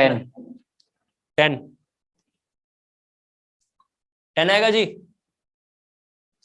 sir 0.025 sir 0.1 0.1। एक बच्चे ने सही बताया, ये बिल्कुल एक बच्चे ने बिल्कुल सही आंसर बताया सर यस सर 0.1 सर 0.025 है। बिल्कुल बिल्कुल तूने सही आंसर बताया, ये बहुत अच्छा पढ़ रहा है, ये ठीक चल रहा है। यार कैसे पढ़ते हो तुम लोग बेशर्मो, थोड़ा इसको रफ कर रहा हूँ और दोबारा देखो, यहाँ पे इतना कंटेंट रफ कर रहा हूँ, आपको ये सब समझा दिया, इज्जत खराब कर दिया तुम लोगों ने पहले क्वेश्चन में। यहाँ देखो ऑक्सीजन का मास देखेंगे तो ऑक्सीजन का मास होता है 16 और इसमें 2 का मल्टीप्लाई करेंगे तो कितना होगा 32। मुझे यहाँ पे एक्टिव मास निकालना है, उसका फॉर्मूला होता है N/V, N/V। तो नीचे तो 20 लेना है, बहुत अच्छा लग रहा है, लेकिन ऊपर में निकालने का फॉर्मूला है वेट बाई मॉलिक्यूलर वेट। तो वेट क्वेश्चन में कितना है 16 डिवाइडेड बाई कितना होगा 32, तो ये हो जाएगा हाफ। देख लें आप कितना हो जाएगा हाफ, तो यहाँ पे मैं हाफ लिखूंगा और हाफ लिखने का मतलब हो गया ये 1/40 हो गया, इसका मतलब 0.025 आएगा। बिल्कुल सही बच्चे ने बताया था आंसर। थोड़ा सा पढ़ते रहना है, नहीं तो ऐसी फीलिंग आएगी ये हो गया लास्ट में ये क्या हो गया, ऐसा वाला दिखाई देगा, इसलिए थोड़ा सा अच्छे से करना है। हो गया ये? यस इस पूरे चैप्टर में न्यूमेरिकल है, मेरा ये सजेशन है न्यूमेरिकल के लिए कि 1-2 क्वेश्चन मैं कराऊं तो उसको ध्यान से देखेंगे और 1-2 आप बताएंगे, और फिर थोड़ा सा और लेवल हम चलेंगे, और लेवल चलेंगे। जैसे जैसे आपका नॉलेज आएगा मैं उतना डिफिकल्ट पढ़ाऊंगा, नहीं तो हादसा हो जाएगा। अब जरा देखें, हमने अभी तक टॉपिक के बारे में बात किया, फिजिकल इक्विलिब्रियम एक होता है, एक केमिकल। अभी हमने केमिकल इक्विलिब्रियम शुरू कर लिया है। इसके बाद हमने देखा एक्टिव मास कुछ होता होगा। फिर लॉ ऑफ एक्टिव मास हमने देखा, लॉ ऑफ एक्टिव मास गुलवर्ग और वागे नाम के साइंटिस्ट ने बताया है। उसने बस एक ही बात बोला कि के equilibrium equal to product concentration divided by reactant का कंसंट्रेशन। उसके एक्सप्रेशन के हमने 2 क्वेश्चन करे, एक्टिव मास के हमने करे। इसके बाद सभी बच्चे जरा बोर्ड पे देखें, हमने एक टॉपिक देखा था, यहाँ पे रफ है, लिखना नहीं है, फिर मैं बताऊंगा क्या हमें लिखना है। हमने देखा है कि के इक्विलिब्रियम इक्वल टू होता है प्रोडक्ट का कंसंट्रेशन डिवाइडेड बाय रिएक्टेंट का कंसंट्रेशन। अब ये के इक्विलिब्रियम भी बहुत तरीके का है, चलो ध्यान सुनना है। ये जो के इक्विलिब्रियम है ये भी 2 तरीके का है, उन 2 के बारे में हम जरा बात करेंगे। तो लिखना अपने को टाइप्स ऑफ इक्विलिब्रियम कांस्टेंट, इसका नाम इक्विलिब्रियम कांस्टेंट था, तो हमारी हेडिंग है types of equilibrium constant, types of equilibrium constant. सभी बच्चों ने लिखा, जरा देखो पहला नाम है केसी। केसी कैसे बनाना है, एक के ऐसे बनाना है, बेस में सी लिखना है, एक के बनाना है, बेस में सी लिखना है। ऐसे बहुत सारे हैं, तो अभी हमने एक शुरू किया है, बहुत सारा है, के सी, के पी, के ए, के बी, के एच, के आई पी, के एस पी, बहुत सारे हैं। तो अभी हमने उसमें से एक कांस्टेंट उठा लिया है जिसका नाम है केसी। केसी में लिखना है एक्टिव मास, लिखना when active mass is expressed when active mass is expressed in term of concentration, in term of concentration, in term of concentration, in term of concentration, then equilibrium constant is known as, then equilibrium constant is known as, then equilibrium constant is known as Kc, then equilibrium constant is known as Kc. ऐसे लिखना है जरा सा, Kc के नीचे ऐसे लिखना है, ठीक है। K का मतलब equilibrium constant with respect to Kc, ये लिखा हुआ है। Kc का मतलब ये लाइन है। Kc का मतलब क्या लिखा हुआ है? Equilibrium constant with respect to Kc, ठीक है। सभी बच्चे जरा बोर्ड पे देखेंगे बार, थोड़ा एक एग्जांपल बहुत इंपॉर्टेंट है। पहला एग्जांपल जरा से देखते हैं सभी लोग, यहाँ बोर्ड पे जरा देखना है सभी बच्चे। N2G, G लगा हुआ है, G का मतलब गैसियस फेस है, plus 3H2, plus 3H2G gives 2NH3। Board पे जरा सभी बच्चे ध्यान से देखेंगे, 2NH3G लिखा हुआ है, तो बोल रहे हैं इसका Kc निकालना है। Kc कैसे निकालेंगे? Kc निकालना है तो प्रोडक्ट का कंसंट्रेशन, यानी हम लिखेंगे सीधा यहाँ पे NH3 लिखेंगे का पावर 2, फिर यहाँ पे लिखेंगे N2, बोर्ड पे जरा देखें, और H2 का पावर लिखेंगे 3। ये जो एक्सप्रेशन निकल कर आएगा, ऐसा जो एक्सप्रेशन आप निकालोगे, उस एक्सप्रेशन का नाम होगा Kc। उस एक्सप्रेशन का क्या नाम है? Kc। Kc का मतलब क्या है? एक बार ध्यान सुने, Kc का मतलब है equilibrium constant with respect to C, यानी C का मतलब कंसंट्रेशन। और आपको तो पता है कंसंट्रेशन और मोलारिटी सेम है हमारे लिए, और दोनों का मतलब है मोल्स पर वॉल्यूम। दोनों का मतलब क्या है? Moles per volume. उम्मीद करता हूँ क्लियर हो गया होगा। इसको जरा जल्दी से कॉपी कर लें। सर ये इक्विलिब्रियम कांस्टेंट के साइड में क्या लिखा है? कहाँ पे? ये यस सर। कंसंट्रेशन, ये लिखा हुआ है कंसंट्रेशन। एक बच्चे का कोई मैसेज है, जरा मैं देख लेता हूँ इसको, जरा से जल्दी करेंगे। एक हमने देखा ये,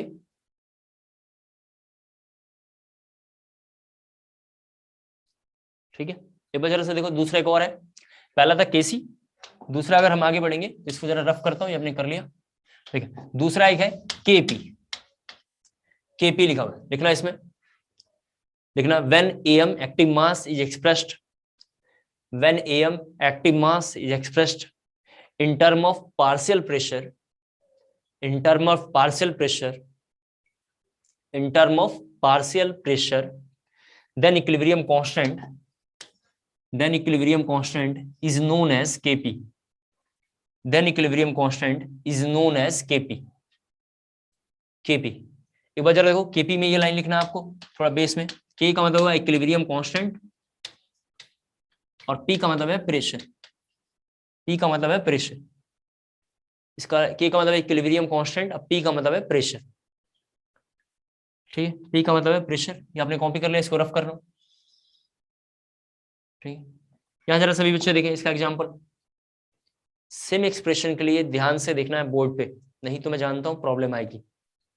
सेम एक्सप्रेशन के लिए अगर मुझे Kp निकालना होगा, बोर्ड पे सभी बच्चे ध्यान से देखें, तो जैसे ही मैं NH3 का पावर 2 लिखूंगा इस तरीके का, और N2 का पावर 1 है और H2 का पावर 3 है, ऐसा लिखूंगा तो गलत हो जाएगा।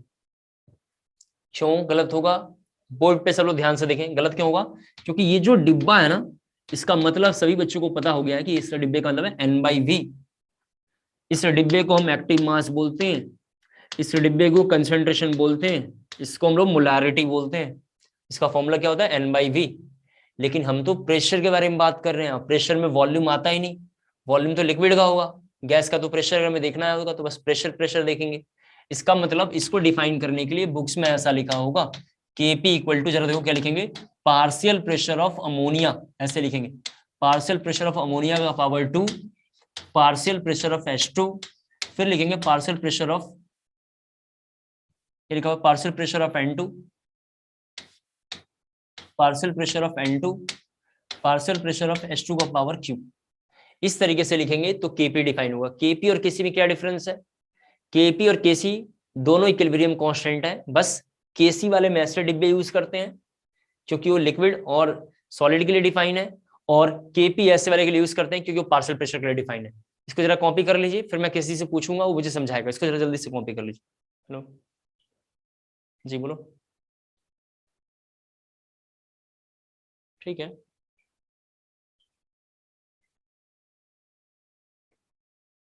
ठीक, ओके, थैंक यू। हो गया? यहां तक किसी बच्चे को डाउट है तो पूछ सकते हैं, अपना माइक ऑन करके जल्दी से। Clear? Yes sir. Yes sir. मेरी बात जरा ध्यान से सुन लें। जब मैं ऐसे कहीं लिखूंगा ना गलत, तो आपको भी कॉपी में साइड में लिखना है। मुझे शौक नहीं इस तरह लिखने का, आपको समझाना चाहता हूं कि ये गलतियां होती रहती है, इसको ठीक कर लेना है। तो कॉपी में जब भी ऐसा कोई कंटेंट में कॉपी करूं तो उसको साइड में लिखना है और क्रॉस लिख देना, मतलब मैंने बोला ये गलत है, मतलब ये रूट गलत है, हमें ऐसे रूट को फॉलो करना है। ठीक है? इसके बाद जरा एक नोट लिखना है, थोड़ा काफी इंपॉर्टेंट है। नोट क्या है जरा सुन लें आप पहले, फिर लिखवा दूंगा। केपी जो है, हर बच्चे को पता चल रहा है कि केपी केवल गैस के लिए डिफाइन होगा। क्यों? क्योंकि गैस होगा वहां पार्शियल प्रेशर होगा। यहाँ लिखा हुआ partial pressure of ammonia, partial pressure of N2, partial pressure of H2, यानी गैस के लिए डिफाइन होगा केवल। तो लिखेंगे KP is define only for, KP is define only for those reaction, only for those reaction which involve at least one gas, which involve at least one gas. Kp is defined only for those reaction which involve at least one gas, which involve at least one gas. क्या मैं सभी बच्चों को समझा पाया? Yes sir. Yes sir. पढ़ते हैं, थोड़ा हमें और डिफिकल्ट करना है टॉपिक, सभी बच्चे थोड़ा ध्यान से देखते चलेंगे। एक बार मैं बोल देता हूं, क्लास 11th में ध्यान से सुनना है, स्कूल वाले टीचर्स की इतनी नॉलेज होती है।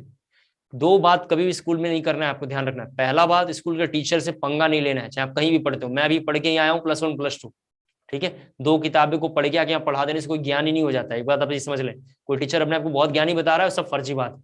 तो पहली बात मैं कह रहा था, स्कूल के टीचर से पंगा नहीं लेना चाहिए। क्यों नहीं लेना चाहिए? उनके पास नॉलेज लिमिट रहता है और उनके पास 30 नंबर प्रैक्टिकल के रहते हैं। तो अगर आप पंगा लेंगे तो 30 नंबर में से आपका बहुत टॉर्चरेबल मूवमेंट करेगा, तो ध्यान रखना ये बात। दूसरी इंपॉर्टेंट बात क्या है, स्कूल में 2-3 क्वेश्चन बार बार आता है। इक्विलिब्रियम कांस्टेंट, केपी, केसी, केपी केसी का यूनिट, एक्सप्रेशन, ये बार बार आएगा। तो केपी केसी पे इतना बढ़िया काम करना है आपको कि आपको एकदम याद हो जाए। और जैसे ही किसी ने क्वेश्चन पूछा, चाहे कोई टीचर हो, बच्चा हो, कलीग हो, फ्रेंड हो आपका, जैसे ही पूछा आपको पता रहे ये केपी हुआ, ये इसका केसी हुआ, ऐसे आंसर आ जाएगा, तब आपका इक्विलिब्रियम बढ़िया चलेगा। अदरवाइज इक्विलिब्रियम चौपट हो जाएगा। तो अभी हमारी अगली हेडिंग है, लिखना है आपको unit of KP and KC, unit of KP and KC, unit of KP and KC, unit of KP and केसी।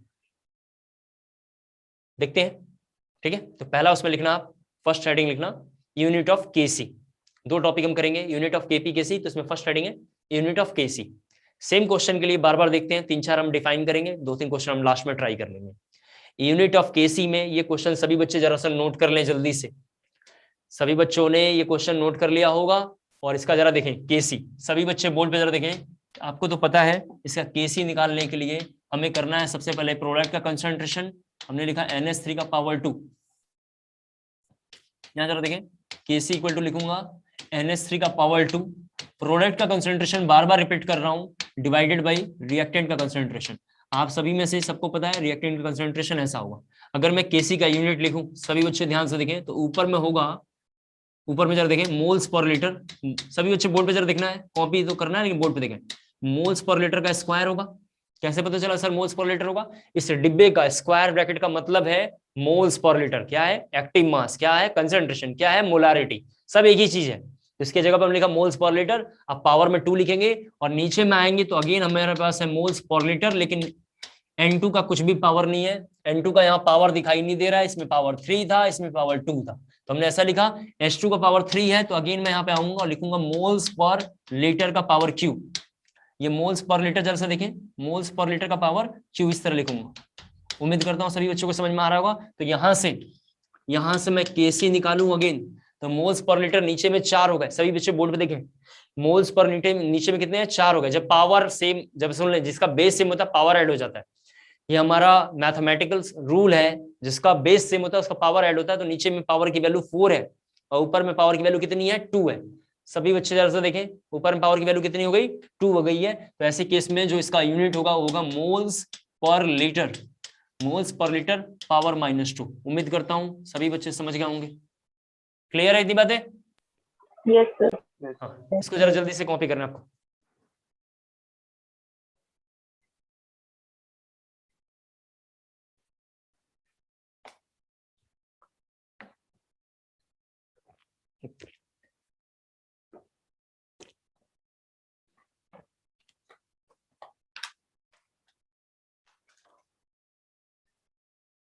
देखिए, ये जो हमने केसी निकाला है, बोर्ड पे सब लोग देखेंगे जरा सा, ये जो हमने केसी निकाला है पर्टिकुलर इस रिएक्शन का है। ये जो हमने केसी निकाला है पर्टिकुलर इस रिएक्शन का है। मुझे तो सबके लिए आना चाहिए, मुझे तो सबके लिए केसी निकालना है। मतलब आप मेरे से कोई क्वेश्चन पूछोगे सर इसका केसी, इसका केसी, तो कैसे निकालते हैं उसके बारे में देखो, सभी बच्चे देखेंगे। कॉपी हो गया ये, रफ करूं मैं? Yes, sir. हाँ, बोर्ड पे जरा सब लोगों को बोर्ड पे ही फोकस रहना है। मेरी क्लासेस में बोर्ड पे बार बार देखते रहना, आपको सब याद हो जाएगा, चिंता ना करें। मैं इस पूरी कंटेंट को यहाँ तक रफ कर रहा हूँ, बाकी सब चीजें रहने देते हैं, ये रहने देते हैं। यहाँ देखिए, ये पर्टिकुलर केसी केवल इस रिएक्शन का है। हमें केसी निकालना है सभी रिएक्शंस का। हम हर बार सबका नहीं निकाल सकते, टाइम नहीं है, एग्जामिनेशन में कम टाइम रहता है। तो उसके लिए हम क्या करेंगे, यानी इन जनरल यानी सबके लिए कैसे निकालेंगे, तो केसी निकालने का फॉर्मूला होता है, बोर्ड पे जरा सब लोग देखें, केसी निकालने का फॉर्मूला होता है मोल्स पर लीटर, यहाँ पे लिखेंगे मोल्स पर लीटर का पावर डेल्टा एन, और डेल्टा एन निकालने का फॉर्मूला होता है mole of product minus mole of reactant, mole of product minus mole of reactant. यहाँ पे एक बार जरा सभी बच्चे बोर्ड पे देख लें, फिर इसको कॉपी करना है। यहाँ एक मिनट देखो पहले, फिर लिखना। यहाँ पे सभी बच्चे देखें, इसका डेल्टा एन निकालते हैं। इस क्वेश्चन का, सेम क्वेश्चन का डेल्टा एन लिखा है mole of product. Mole of product कितना यहाँ पे लिखा हुआ है 2। सभी बच्चे देखें, ये जो आगे लगा है ना किसी क्वेश्चन में 2NH3, इधर लिखता हूं, ये रफ है। कहीं अगर 2NH3 लिखेगा क्वेश्चन में, किसी क्वेश्चन में 2NH3 इस तरीके से लिखा होगा,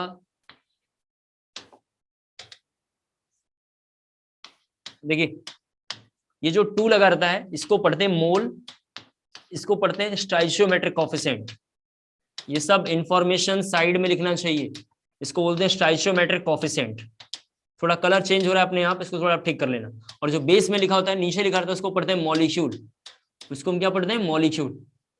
ये सब इंफॉर्मेशन कॉपी के साइड में आपको लिखना है, इधर उधर जहां स्पेस खाली दिखाई दे, ठीक है। ये सब रफ है, मैं आगे पढ़ाऊंगा तो मुझे कोई दिक्कत ना, इसलिए लिख रहा हूँ। इधर लिखा मोल स्टाइचियोमेट्रिक कोएफिशिएंट लिखा हुआ है। जो आगे में लगे रहते हैं ये कहां से आते हैं, बैलेंस करने से आते हैं। कहां से आते हैं, बैलेंस करने से आते हैं। तो लिखा मोल स्टाइचियोमेट्रिक कोएफिशिएंट, जो पीछे लगा है उसको बोलते हैं मॉलिक्यूल। सभी बच्चों ने कॉपी कर लिया होगा। यहाँ पे डेल्टा निकालने का formula mole of product minus mole of reactant. सभी बच्चे समझ पा रहे हैं, मोल ऑफ प्रोडक्ट कितना है 2 है, मोल ऑफ प्रोडक्ट कितना है 2 है। और मोल ऑफ रिएक्टेंट देखेंगे तो 3+1, यहाँ पे कितना लिखा हुआ है, नहीं लिखा है तो 1, नहीं लिखा है तो कितना मान के चलते हैं 1, तो 3+1 कितना होगा 4। और जब आप दोनों को डिवाइड करोगे तो कितना आएगा -2। हर बच्चे को समझ में आ रहा है कि इसका केसी निकालना है तो मोल्स पर लीटर लिखना है, और -2 कहां से आया समझ पा रहे हैं आप। तो मोल्स पर लीटर कितना, सर एक बार और एक्सप्लेन कर दीजिए। यहाँ देखिए बोर्ड पे जरा सब लोग, दोबारा बोलता हूँ, और जब मैं बोलूँ तो बोर्ड पे फोकस होकर देखें आप, ठीक है, क्योंकि बहुत दिक्कत आ जाएगी फिर, क्योंकि हर वक्त तो हम हंसते हुए बातें नहीं कर सकते हैं, थोड़ा सीरियस भी पढ़ना है। हमने बोला है कि ये केसी केवल पर्टिकुलर इस रिएक्शन का है, हमें इन जनरल चाहिए सभी के लिए। तो इन जनरल का फॉर्मूला है KC equal to moles per litre power में डेल्टा एन। डेल्टा एन कैसे निकालते हैं, तो mole of product minus mole of reactant, mole of product minus mole of reactant. ये जो आगे में लगे रहते हैं इसको मोल बोलते हैं, स्टाइचियोमेट्रिक कोएफिशिएंट बोलते हैं। ये कहां से आता है, जहां से आप बैलेंस करते हैं। ये जो बेस में लगा है, नीचे 3 लगा हुआ है, इसको मॉलिक्यूल पढ़ते हैं। तो डेल्टा एन निकालने का फॉर्मूला है मोल ऑफ प्रोडक्ट, तो मोल ऑफ प्रोडक्ट की वैल्यू 2 आ गई, ये जो कोएफिशिएंट है वहां पर रख दिया, minus mole of reactant. Reactant में इधर में 3 है और इधर में 1 है। 1 कहां से आया सर, नहीं लिखा हुआ था, यहाँ पे कुछ भी लिखा हुआ नहीं था। आपको तो पता है यहाँ पे N2 केवल लिखा था, कुछ भी नहीं लिखा, तब भी इसको 1 मान के चलते हैं। तो 3+1 कितना हुआ 4, दोनों का डिफरेंस कितना आया -2। तो यहाँ पे केसी निकालने के लिए ये पहले लिखेंगे मोल्स पर लीटर, और डेल्टा एन की जगह पे लिखेंगे -2, तो सेम आंसर आ रहा है। अरे ठीक है, यस सर। Yes, sir. कोई ऐसा बालक या बालिका जिसको अभी भी प्रॉब्लम है, पहले बता दो, नहीं तो आगे चलते चलते बहुत टेंशन आने वाली है। सर हाँ बोलिए। सर नेगेटिव का क्या सिग्निफिकेंस है अगर हम लोग सब्ट्रैक्ट करेंगे तो?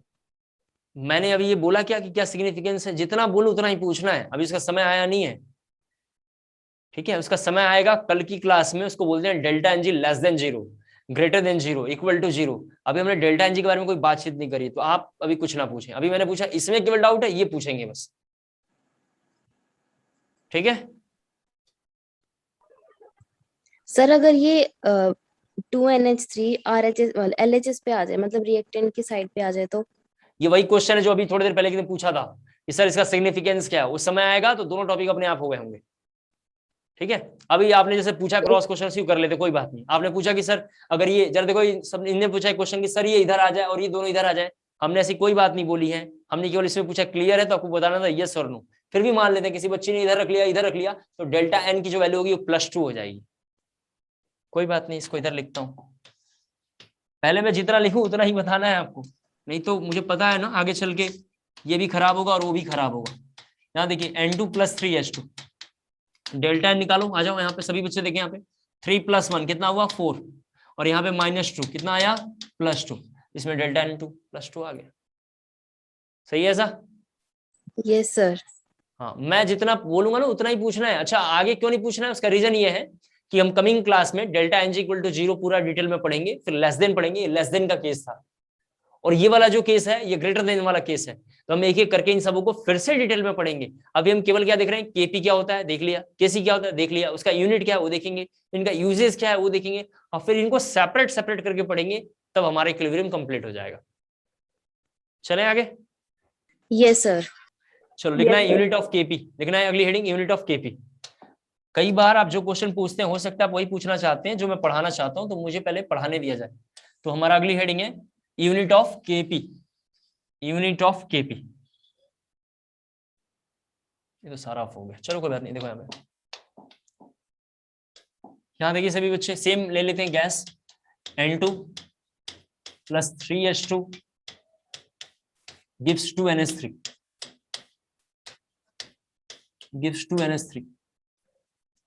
ठीक है, सभी बच्चे जरा बोर्ड पे देखेंगे, काफी इंपॉर्टेंट है। अगर मुझे इसका केपी निकालना होगा तो हर बच्चे को पता है कि पार्शियल प्रेशर ऑफ अमोनिया का पावर 2 लिखूंगा, सभी बच्चे जान गए। हम यहाँ लिखूंगा पार्शियल प्रेशर ऑफ N2 और यहाँ लिखूंगा पार्शियल प्रेशर ऑफ H2 का पावर Q।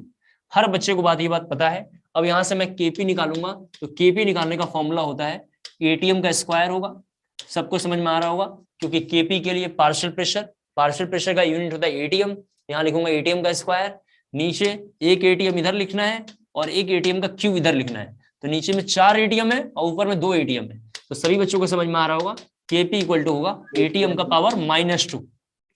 ये पर्टिकुलर इसके लिए है, ये किसके लिए है, इस इक्वेशन के लिए है। लेकिन हमें तो बार बार इन जनरल चाहिए, क्योंकि हमें एग्जामिनेशन में इन जनरल निकालना है। तो इन जनरल निकालने के लिए ये लाइन है, जरा देखिए आप, इन जनरल के लिए, किसके लिए इन जनरल, इसके लिए केपी के लिए। तो इन जनरल निकालने का फॉर्मूला ये है, बोर्ड पे जरा सब लोग देखें, केपी इक्वल टू है एटीएम का power delta N G. Board पे जरा देखें, इस बार डेल्टा एन जी लगाना है। जी किसको रिप्रेजेंट कर रहा है, गैस को। जी किसको रिप्रेजेंट कर रहा है, गैस को। और डेल्टा एन जी कैसे निकालते हैं, तो यहां लिख रहा हूं delta N G equal to होता है mole of product G minus mole of reactant G, mole of product G minus mole of reactant G. आप इसको कॉपी कर लीजिए। एक बार एक लाइन और बोलता हूं शायद आप समझाने की, इसको जरा जल्दी से कॉपी कर लें, थोड़ा समझ में आपको आ जाएगा, फिर थोड़ा और आगे बढ़ेगा। हो गया? यहाँ देखिए इसमें जी क्या है? अभी बोला था 2 मिनट पहले, क्या है जी, कोई बच्चा बता सकता है इसमें जी क्या है? Sir gas. गैस है, यही प्रॉब्लम है। एक बार बोलो, आपको लग रहा है एंटीना कैच नहीं करता, आप लोग थोड़ा ध्यान से देखिए, छोटी छोटी बातें फंस जाएंगे, मुश्किल आएगा तो पता नहीं क्या होगा। यहाँ लिखा हुआ है केपी इक्वल टू एटीएम और डेल्टा एन जी लगाना है। डेल्टा एन मोल है लेकिन जी गैसियस फेस में लिखा है, गैसियस फेस। देखो लिखा हुआ mole of G product of gases minus product लिखा हुआ है रिएक्टेंट ऑफ गैसेस। तो यहाँ पे देखूंगा तो यहाँ पे कितना लिखा हुआ है डेल्टा एन जी, यहीं पे निकाल के दिखाता हूँ। यहाँ कितना लिखना है 2 प्रोडक्ट का, मोल देखना है कितना है 2 गैसियस फेज में, गैसियस फेज जी जी सब में लगा हुआ है, तो जी के लिए 2 लिखा हमने। इधर में कितना हुआ 3 + 1 कितना हुआ 4, तो यहाँ पे दिखाई दे रहा है -2। आप देख सकते हैं यहाँ पे लिखा हुआ है एटीएम का पावर -2। क्लियर हो गया? Yes sir. Yes sir. मुझे लगता है 1-2 क्वेश्चन करवाना चाहिए आपसे, क्योंकि आप ऐसे समझ नहीं पा रहे, लेकिन 1-2 टॉपिक और पढ़ा के लाता हूँ फिर बताता हूँ, अभी टाइम है हमारे पास। रफ करता हूँ इसे, 1-2 टॉपिक और कर लेते हैं, फिर जरा हम क्वेश्चन पे काम करेंगे। सर जी जी, ये एक बार डेल्टा एन जी कैसे निकाला बता दो ना सर। ये एक बार बोर्ड पे जरा देखें, देखिए आप ऐसे घर पे पढ़ना, एक बार केपी पूरा अलग, एक बार केसी अलग, दोनों को फिर कंपेयर करना, आपको समझ में आए। अभी यहाँ हमने बोला है केपी निकालने का फॉर्मूला है एटीएम इज यूनिवर्सल, जैसे moles per litre is universal, इस तरह एटीएम यूनिवर्सल है। अब पावर में डेल्टा एनजी निकालने का फॉर्मूला है मोल ऑफ प्रोडक्ट गैस का। तो लिखा हुआ है ये मोल ऑफ प्रोडक्ट है किसका, गैस का। गैस का कितना है 2। ये गैस कैसे पता चला, वो एक्सप्रेशन में लिखा हुआ मिलेगा। तो मोल ऑफ प्रोडक्ट गैस का माइनस मोल ऑफ रिएक्टेंट, यहाँ पे लिखा हुआ है माइनस, सॉरी थोड़ा जरा देखें, यहाँ पे जरा देखें लिखा हुआ है मोल ऑफ रिएक्टेंट गैस का लेना है। जरा से देखें, मोल ऑफ रिएक्टेंट गैस का लेना है, किसका लेना है, गैस का। तो अगर हम गैस के लिए जरा देखेंगे तो गैस का देखो यहाँ पे प्रोडक्ट रिएक्टेंट का, सॉरी ये रिएक्टेंट का 1 और यहाँ पे कितना लिखा हुआ है 3। तो 1 + 3 कितना आया 4। तो 2 - 4 करेंगे तो कितना आ जाएगा -2। उम्मीद करता हूँ क्लियर हो गया होगा। चलें आगे। जरा देखते हैं, पता नहीं इसमें क्या हो गया, फ्लक्चुएट कर रहा है।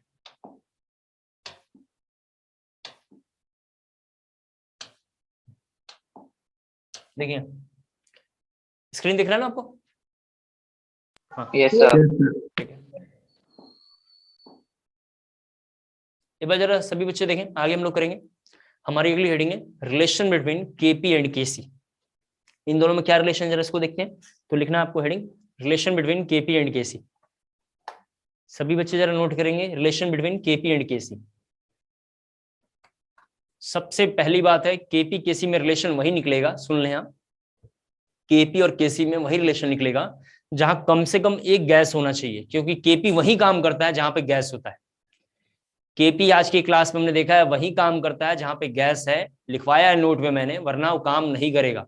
और केसी तो कहीं भी काम करेगा, वो यूनिवर्सल है, सॉलिड पे भी, लिक्विड पे भी, गैस पे भी कहीं ना कहीं काम कर रहा है। धीरे धीरे केसेस में सब पढ़ेंगे हम, दिखाई देगा और अच्छे से।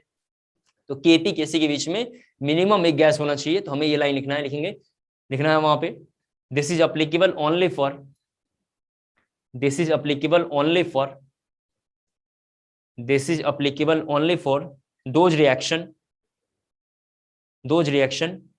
which involve at least one gas, which involve at least one gas, which involve at least one gas,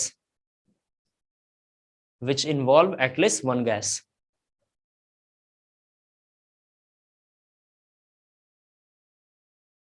हो गया। बोर्ड पे जरा सभी बच्चे देखेंगे, थोड़ा काफी इंपॉर्टेंट है, काफी इंपॉर्टेंट है। मैं जो आपसे पूछूंगा वो आपको निकालना है, तो थोड़ा जल्दी जल्दी और समझ में आएगा। सबसे पहले तो एक्सप्रेशन लिखना है। तो यहाँ पे लिखा हुआ है 2A, एक बार देख लो, बोर्ड दिख रहा है ना? हाँ देखो 2A ऐसा लिखना है, gas plus B plus C। ABC is a variable, ABC क्या है, वेरिएबल है, ठीक है। B किस फेस में है, लिक्विड में है। C किस में है, सॉलिड में है। C किस में है, सॉलिड में है। सभी बच्चे देखें, ए जो है गैस में है, बी किस में है, लिक्विड में है, सी किस में है, सॉलिड में है, ठीक है। सी सॉलिड में है, ओके। एक बच्चे ने मैसेज किया, मैसेज में लास्ट में देख लूंगा यार, ठीक है। कंटिन्यू एक क्लास में तो पढ़ाते टाइम में मैसेज देखेंगे तो पढ़ाएंगे कैसे, इसलिए मैसेज जो करना है, अब कुछ पूछना है बोल दिया करिए, सुन लूंगा और आगे कर दूंगा, और कोई डाउट होगा तो पर्टिकुलर लास्ट में बोल दूंगा, ठीक है। यहाँ देखें, यहाँ पे लिखा हुआ है D gas plus 2E gas, 2E gas. सभी लोग जरा ये एक्सप्रेशन एक पहले कॉपी कर लीजिए। एक्सप्रेशन कैसे पता चला सर ये लेना है, क्वेश्चन में गिवन होगा, क्वेश्चन में गिवन होगा, तो हमने ये लिख दिया। आप में से सभी बच्चे थोड़ा एक बार बोर्ड पे देख लें, फिर मैं बताता हूं। ये मतलब ये गिवन है, क्या गिवन है, जरा इधर लिख देता हूं साइड में।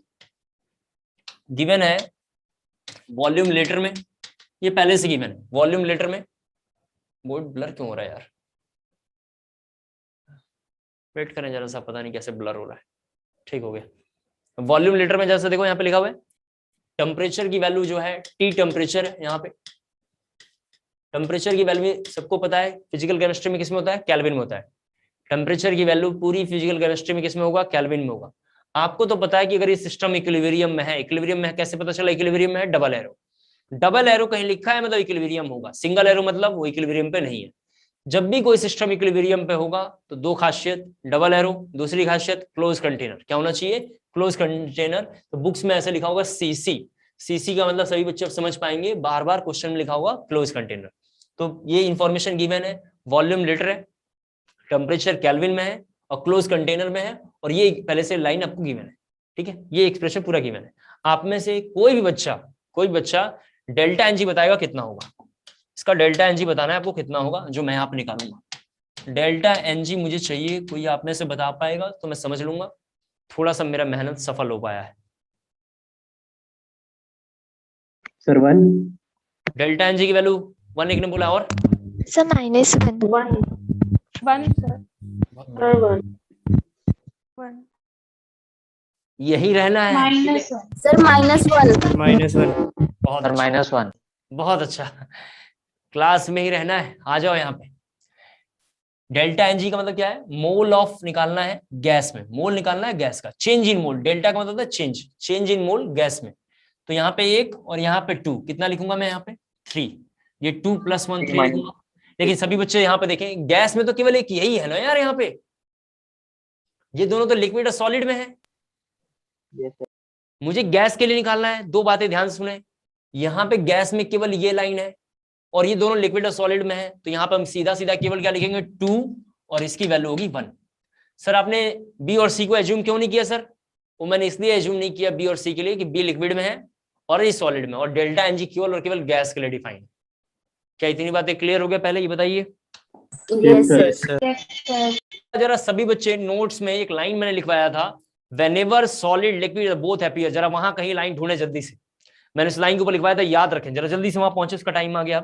व्हेनेवर सॉलिड लिक्विड और बोथ अपीयर विद गैस, ऐसा करके एक लाइन लिखवाया होगा, उस लाइन में ये लाइन लिखा हुआ है, पढ़ के आप देखिए उसका मतलब मैं समझा दे रहा हूँ। उस लाइन में लिखा हुआ है कि किसी इक्वेशन में गैस के साथ सॉलिड और लिक्विड दोनों पार्टिसिपेट कर जाएं, ध्यान सुनना है, किसी इक्वेशन में गैस के साथ सॉलिड लिक्विड पार्टिसिपेट कर जाएं तो ऐसे केस में सॉलिड और लिक्विड को यूनिटी मानना है, यानी 1 कंसीडर करना है। अब आपको समझ में आ गया? Yes, sir. Yes sir. उसमें क्या लिखा, उसमें लिखा हुआ है कि किसी क्वेश्चन में सॉलिड लिक्विड और गैस पार्टिसिपेट कर रहा है तो ऐसे केस में लिक्विड और ऐसे केस में सॉलिड को 1 का मतलब हो गया उनको 0 लेना है और इसमें पार्टिसिपेट नहीं कराना है, इसमें पार्टिसिपेट नहीं करना है, डेल्टा एनजी में पार्टिसिपेट नहीं कराना है। तो इतनी पूरी बात मुझे समझाना था, सभी बच्चे समझ गए हैं। अब यहाँ पे देखो इसका केसी निकालेंगे, यहाँ पे जरा देखते हैं इसका केसी निकालूंगा तो केसी इक्वल टू होगा, यहाँ बोर्ड पे देखें, केसी इक्वल टू होगा डी का पावर डी कंसंट्रेशन और ई का पावर 2, यहाँ पे देखेंगे, और यहाँ बोर्ड पे देखें ए का कंसंट्रेशन केवल पावर 2। जैसे ही कोई बच्चा सोचेगा ऐसा लिखने के लिए, बोर्ड पे देखें केसी इक्वल टू, किसी बच्चे ने ऐसे सोचा कि सर डी लिखिए, ये रफ है, इधर रफ है, ई का पावर 2 लिखिए सर, बहुत अच्छा सर, नीचे में ए का पावर 2 लिख लीजिए सर, और फिर सर बी लिखिए, सर सी लिखिए, तो गलत हो जाएगा। गलत इसलिए होगा क्योंकि केसी में अभी आपने बोला है कि किसी भी कंपाउंड में सॉलिड लिक्विड गैस तीनों पार्टिसिपेट करेंगे, तो ऐसे केस में सॉलिड और लिक्विड को 1 लेना है, तो ये भी यहाँ पे बेस में 1 है और ये भी बेस में 1 है, जब 1 1 रखोगे तो सीधा ये बचेगा। क्लियर हुआ? Yes, sir. Yes sir. देखिए मैं समझाना ये चाहता हूं कि इस तरीके से पढ़ेंगे आप डिटेल में जाके तो आपको सब कुछ क्लियर होगा। एनसीईआरटी केवल फॉलो करेंगे तो जीवन में चौपट हो जाएगा मामला। तो इसके जगह पे 1 कहां से आया? क्योंकि सॉलिड लिक्विड गैस पार्टिसिपेट करेगा तो लिक्विड को 1 लेना है, सॉलिड को 1 लेना है, तो दोनों के लिए 1 1 हमने लिया, तो ये केसी आ गया। अब इसके बाद केपी डिफाइन करना है, तो केपी के लिए दूसरा कलर मैं यूज करता हूं। हर बच्चे को पता है कि केपी निकालने के लिए सिर्फ गैस के बारे में केवल बात होता है, तो partial pressure of D, partial pressure of E का स्क्वायर, और नीचे लिखूंगा पार्शियल प्रेशर ऑफ ए का स्क्वायर। ये जरा जल्दी से कॉपी करना है आपको, हो गया? ये कॉपी में साइड में लिखना है कंटेंट पूरा, और ये गलत गलत जो लिखा है वो भी लिखना है, नहीं तो घर पे देखोगे कुछ दिन बाद लाके कोई पूछेगा अरे इसमें को बी और सी कहाँ गया, तो फिर टेंशन बढ़ाएगा अपना भी और हमें भी बढ़ाएगा।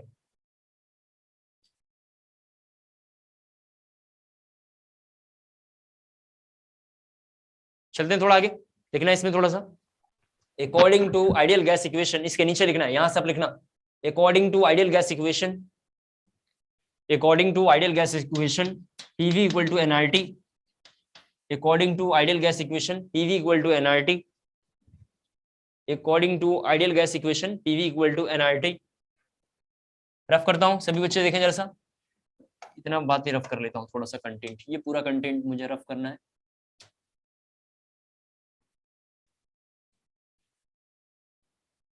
यार ये तो पूरा कंटेंट ही रफ हो गया।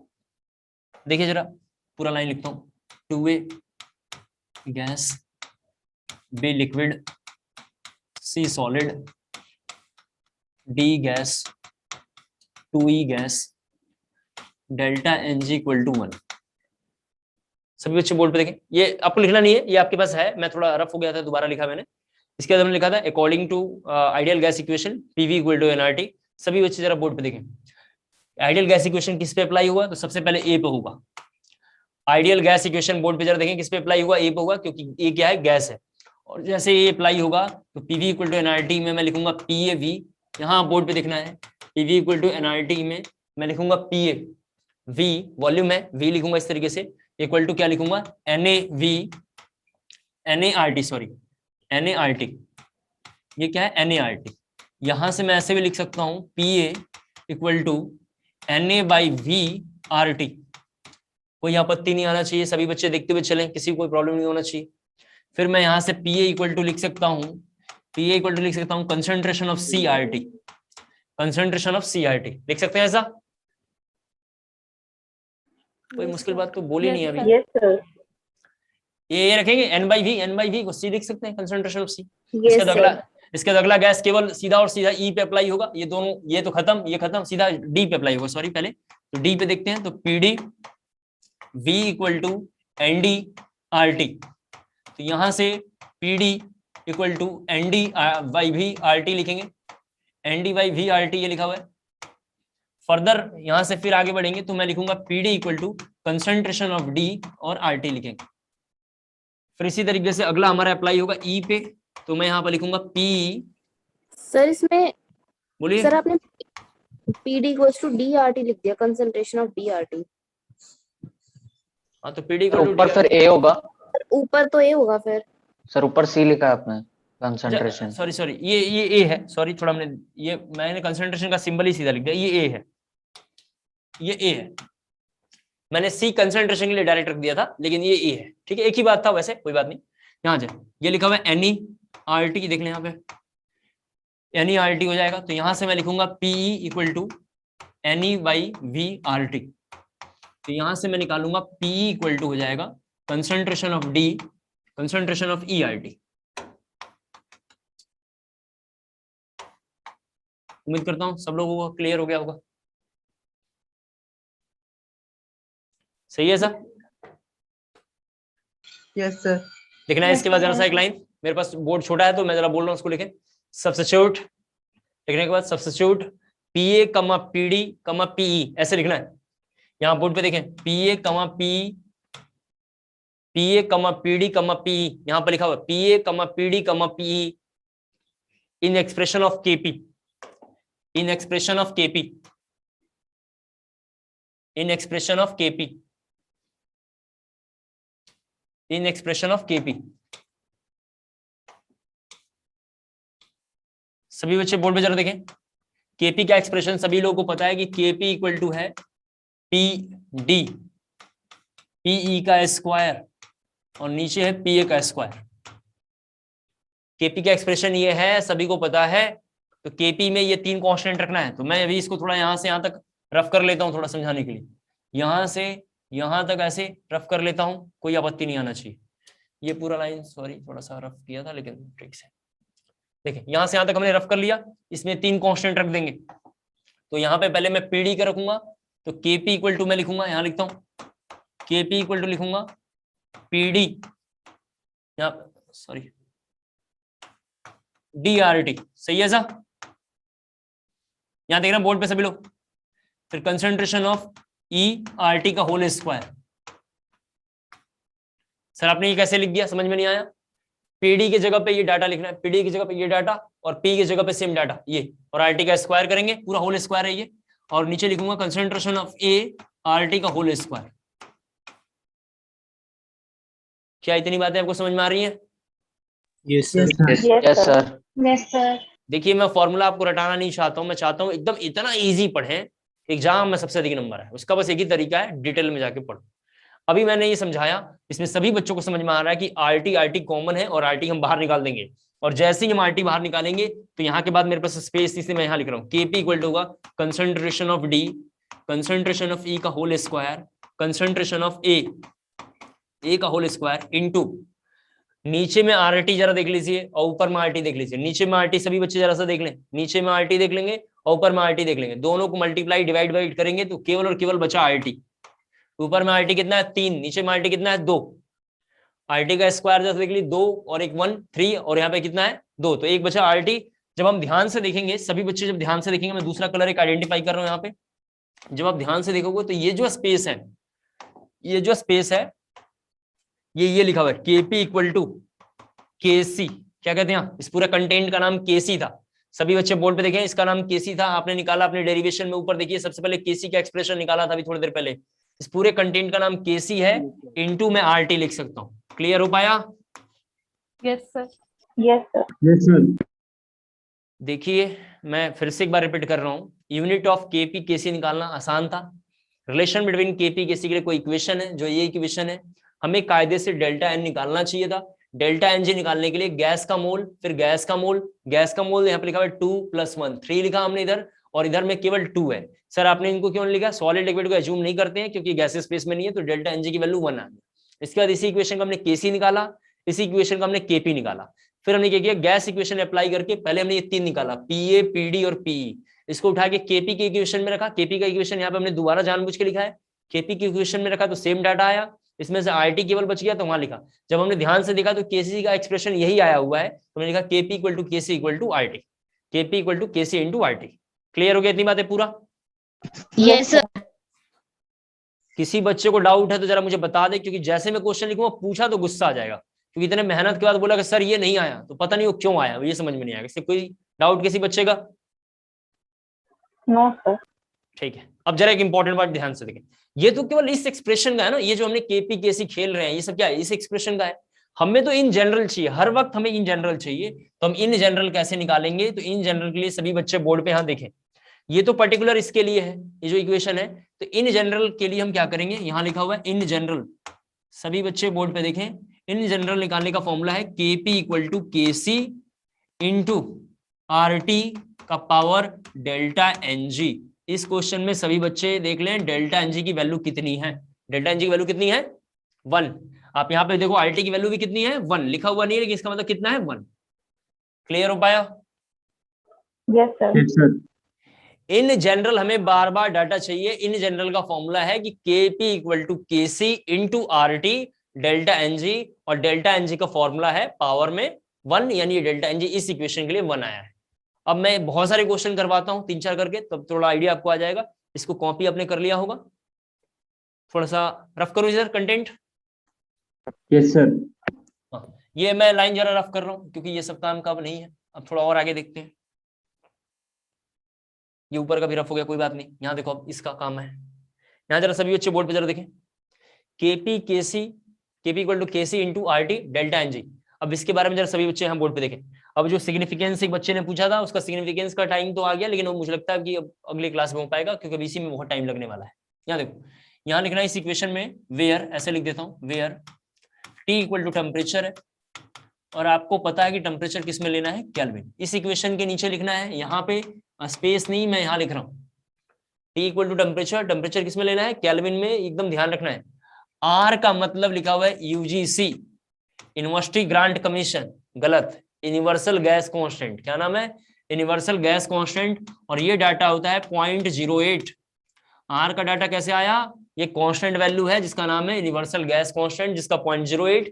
कई बुक्स में इसका फॉर्मूले की जगह पे ऐसा लिखा होगा 1/12, बोथ आर द सेम। 0.08 और 1/12 में से कोई भी एक डाटा यूज करना है जो आपको अच्छा लगे। डेल्टा NG के बारे में अब जरा थोड़ा ध्यान से देखना है। KP KC तो हमने देख ही लिया, आप जानते हैं, उसमें कोई मुश्किल है नहीं। डेल्टा NG को लेके 3 केसेस हो सकता है, डेल्टा NG = 0 हो सकता है, डेल्टा NG <0 हो सकता है, डेल्टा NG <0 हो सकता है। अभी कैसे होगा एक एक करके हम पूरा डिटेल में इसको पढ़ने वाले हैं। अभी फिलहाल इसको जरा कॉपी कर लीजिए। इंपॉर्टेंट क्या है, थोड़ा एक और लिख देता हूं कंटेंट, मुझे लगता है इंपॉर्टेंट ये है, ये जब ये दोनों बराबर होगा तो आपको ध्यान रखना है, ये इंपॉर्टेंट है, KP = KC होगा।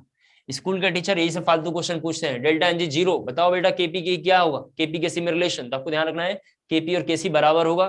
डेल्टा NG <0 होगा, <0 होगा, तो ऐसे केस में ध्यान रखना है KC जो होगा बड़ा होगा। थोड़ा इसको रफ करता हूं, यहाँ पे जरा देखें, डेल्टा NG <0 होगा, सभी बच्चे यहाँ पे देखें <0 होगा, तो ऐसे केस में KP की वैल्यू कम हो जाएगी KC से, और जब ये रिलेशन होगा तो KP की वैल्यू हाई होगा KC से। गैस का अमाउंट बढ़ेगा तो पार्शियल प्रेशर ऑफ रिलेशन भी बढ़ेगा, यानी केपी की वैल्यू बढ़ेगा।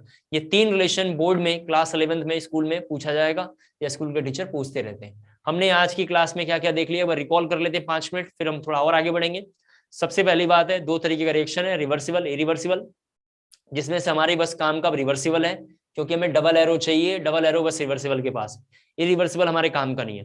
फिर रिवर्सिबल के आगे फर्दर हमने फिर से प्रोसीड आगे किया, तो हमने उसके बाद देखा इक्विलिब्रियम वर्ड क्या होता है, फिर इक्विलिब्रियम के बाद फिर हमने आगे बढ़ा तो 2 इक्विलिब्रियम हमने देखा, फिजिकल और केमिकल। अब हमारे पास बस केमिकल काम का है, फिजिकल काम का था लेकिन उसे थोड़ा हमने होल्ड पे डाल दिया है। फिर उसके बाद केमिकल में आगे बढ़े तो उसका एक्सप्रेशन निकालने के लिए लॉ ऑफ एक्टिव मास है, एक्सप्रेशन में निकाला तो उसका नाम होता है के इक्विलिब्रियम। अब के इक्विलिब्रियम भी 2 तरीके का है, एक केपी और एक केसी। केसी हमारा केवल मोल्स के लिए डिफाइन है, मोल्स पर लीटर, मोल्स हम सॉलिड का निकाल सकते हैं, लिक्विड का निकाल सकते हैं, लेकिन गैसियस के लिए केवल और केवल केसी डिफाइन है। किसी क्वेश्चन में सॉलिड लिक्विड गैस तीनों पार्टिसिपेट करेंगे, तो ऐसे केस में गैस वाले इक्वेशन के लिए हम केपी निकालेंगे, और उस क्वेश्चन में सॉलिड और लिक्विड को एज्यूम मान लेते हैं, यानी 1-1 ले लेते हैं, और वो लोग पार्टिसिपेट उसमें नहीं करते, ना ही डेल्टा एनजी में और ना ही उसके एक्सप्रेशन में, यानी ना ही उसके केपी के एक्सप्रेशन में पार्टिसिपेट करते हैं। इसके बाद हमने केपी केसी एक बार सेपरेट पढ़ा, उसका यूनिट पढ़ा, उन दोनों के रिलेशन को हमने अच्छे से देख लिया। उम्मीद करता हूं यहां तक सारी बातें मैं समझा पाया हूं। क्लियर है? Yes sir. कोई ऐसा बच्चा तो नहीं है ना जी जो मतलब बिल्कुल ऐसा तो बोल दे कि सर ये अभी ठीक नहीं चल रहा है, कुछ गड़बड़ चल रहा है, क्योंकि थोड़ा अब हम क्वेश्चन करेंगे। तो 2 पहले एनसीईआरटी के क्वेश्चन देखेंगे और फिर थोड़ा पास्ट ईयर के क्वेश्चन भी हम देखेंगे। कोई बच्चा ऐसा सोच रहा है वो केवल जेई की तैयारी करता है, आपके मोहल्ले में कोई बच्चा ऐसा बताता है मैं केवल जेई की तैयारी करता हूँ, झूठ बोल रहा है। कोई बोलता है मैं बोर्ड की तैयारी कर रहा हूँ, वो भी झूठ बोल रहा है। बिना बोर्ड के जेई हो नहीं सकता। और कोई ऐसा सोच रहा है केवल एनसीईआरटी रट्टा मार ले, ये भी सब झूठ है। बिना अगर डिफिकल्ट नॉलेज यानी डीप लेवल नॉलेज के एनसीईआरटी भी हो नहीं पाएगा। इसीलिए हम लोगों ने इतना डिटेल में किया है, आप एनसीईआरटी में ढूंढेंगे इस तरीके से नहीं है। और हम लोगों ने सब कुछ पहले डिटेल में किया, फिर सबके शॉर्टकट इस तरीके से इन जनरल हमने बना दिया। आगे भी हम ऐसे ही करेंगे। हमें थोड़ी देर में मतलब कल की क्लास में एक बार पूरा ये पढ़ना है पूरा डिटेल में, मतलब अगली क्लास में एक बार फिर ये पढ़ना है पूरा डिटेल में, फिर एक बार ये पढ़ना है। जैसे एक बच्चे ने आज की क्लास में क्वेश्चन बोला था, जिसका मैंने बोला था टाइम आएगा तो मैं बताऊंगा। उसने पूछा कि सर ये डेल्टा एनजी का सिग्निफिकेंस क्या है, या डेल्टा एनजी लेस देन आ गया उसका सिग्निफिकेंस, प्लस आ गया उसका सिग्निफिकेंस, तो ये उसका सिग्निफिकेंस था। कमिंग क्लासों में इसको पूरा डिटेल में हम एकदम क्रिस्टल क्लियर देखेंगे, एक एक एग्जांपल को लेके 10-10-15 न्यूमेरिकल करेंगे, तब जाकर हमारा टॉपिक क्लियर होगा। जैसे ही खत्म होगा ये चैप्टर में निपट जाएगा और उसी के साथ केमिकल इक्विलिब्रियम खत्म हो गया होगा। तो हमारा आज का पहला क्वेश्चन है, लिखेंगे राइट एक्सप्रेस। मैं बहुत बड़ा क्वेश्चन बोलूंगा, ठीक है? आप इतना सारा टॉपिक किया तो सब एक ही साथ लिखना है। Write expression of KP and KC, write expression of KP and KC, write expression of KP and KC, unit of KP and KC, unit of KP and KC, unit of KP and KC. देखा लोगों ने? Write expression of KP and KC and unit of KP and KC, and फिर से लिखना है and relation between KP and KC, and relation between KP and KC, relation between KP and Kc for following, for following. पूरी बात एक साथ। इस question में पता नहीं कौन सा क्वेश्चन है, अभी लिखूंगा तो समझ में आएगा। क्वेश्चन में केपी निकालना है, केसी निकालना है, उनका यूनिट निकालना है और उसका रिलेशन निकालना है। क्या हमने इतना डेराइव किया वो निकालना है? नहीं, हमें इन जनरल को यूज कर करके सारा डाटा निकालना है। एक बात। दूसरी इंपॉर्टेंट बात, ध्यान सुन ले इस बात को, आज से कान खोल के अच्छे से ध्यान रखना है। पहली बात क्या ध्यान रखना था, इक्विलिब्रियम को ब्रह्मा जी ने वरदान दिया है कि तेरी न्यूमेरिकल वैल्यू को बस टेम्परेचर चेंज करेगा। उसके नीचे हमने अंडरलाइन किया, मतलब आपने उसके नीचे अंडरलाइन किया। दूसरा पॉइंट, इक्विलिब्रियम में सॉलिड लिक्विड गैस पार्टिसिपेट करता है, तो सॉलिड लिक्विड को एक्सप्रेशन में लाके 1-1 लेना है। इसका मतलब क्या है? एक्सप्रेशन में लाके उसको 1-1 लेना है। इसका मतलब वो पार्टिसिपेट नहीं कर रहा है। और डेल्टा एनजी में तो कभी पार्टिसिपेट नहीं करेगा क्योंकि गैस का मोल चाहिए। तीसरी पॉइंट जो बहुत इंपॉर्टेंट है, ये 2 पॉइंट बहुत इंपॉर्टेंट है, पूरे चैप्टर का बैकबोन है। तीसरा पॉइंट जो बोला वो भी सुन ले, बड़ा बैकबोन है। क्या तीसरा पॉइंट? जरा ध्यान सुनना है। केपी केसी या केपी केसी का रिलेशन, या ऐसे केस में केपी केसी के बीच में क्या उसका यूनिट है। ऐसा क्वेश्चन कभी भी आपके पास अगर आता है तो सबसे पहले ध्यान से सुन लो, सबसे पहले डेल्टा एनजी निकालना चाहिए। आप जैसे ही मेरे पास क्वेश्चन केमिकल इक्विलिब्रियम का दोगे, आयनिक इक्विलिब्रियम का दोगे या कुछ भी दोगे, मैं सबसे पहले डेल्टा एनजी निकालूंगा। तो डेल्टा एनजी आपको इस चैप्टर में जब भी मैं कोई क्वेश्चन बोलूं, कोई भी आपको आके क्वेश्चन बोलता है, सबसे पहले नाम है उस काम है उस क्वेश्चन में कि डेल्टा एनजी निकालना। अगर आपने डेल्टा एनजी निकाला तो KP/KC जल्दी निकलेगा। डेल्टा एनजी नहीं निकाला तो KP/KC फंस जाएगा। क्यों? क्योंकि KP/KC के रिलेशन को सेटिस्फाई करने के लिए हमें डेल्टा एनजी चाहिए, यूनिट निकालने के लिए भी डेल्टा एनजी चाहिए। तो सबसे पहला क्वेश्चन है, बोर्ड पे देखें, H2 + I2, ये गैस लिखा हुआ है, प्लस I2 गैस, और यहाँ पर लिखा हुआ है 2HI, ये लिखेंगे 2HIG। सभी बच्चे जरा जल्दी से कॉपी कर लें। हो गया? 2 मिनट टाइम है, जल्दी से करेंगे आप, ठीक है? फिर एक बार मैं करूंगा, आंसर मैच कर लेंगे, फिर थोड़ा डिफिकल्टी की ओर चलेंगे। 2 मिनट वेट करूंगा, टाइम बढ़ रहा है तेजी से, इसलिए जल्दी से आप क्वेश्चन को करें। और कोई मेरे से पूछेगा नहीं, मैं बोलूंगा और मैच कर लेना, ठीक है? अब फिर किसी का डाउट होगा मुझे बोलेगा। पहला तो बहुत आसान क्वेश्चन है, दुनिया का सबसे आसान क्वेश्चन मैंने जानबूझ के लिखा है, एनसीईआरटी का फेवरेट टॉपिक है।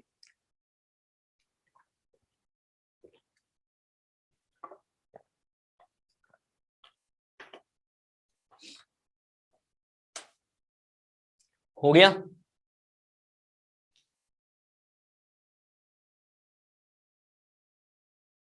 हो गया?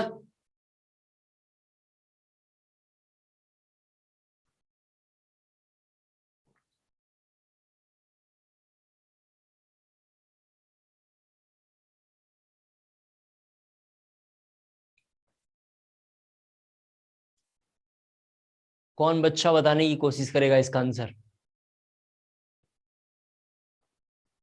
कोई है?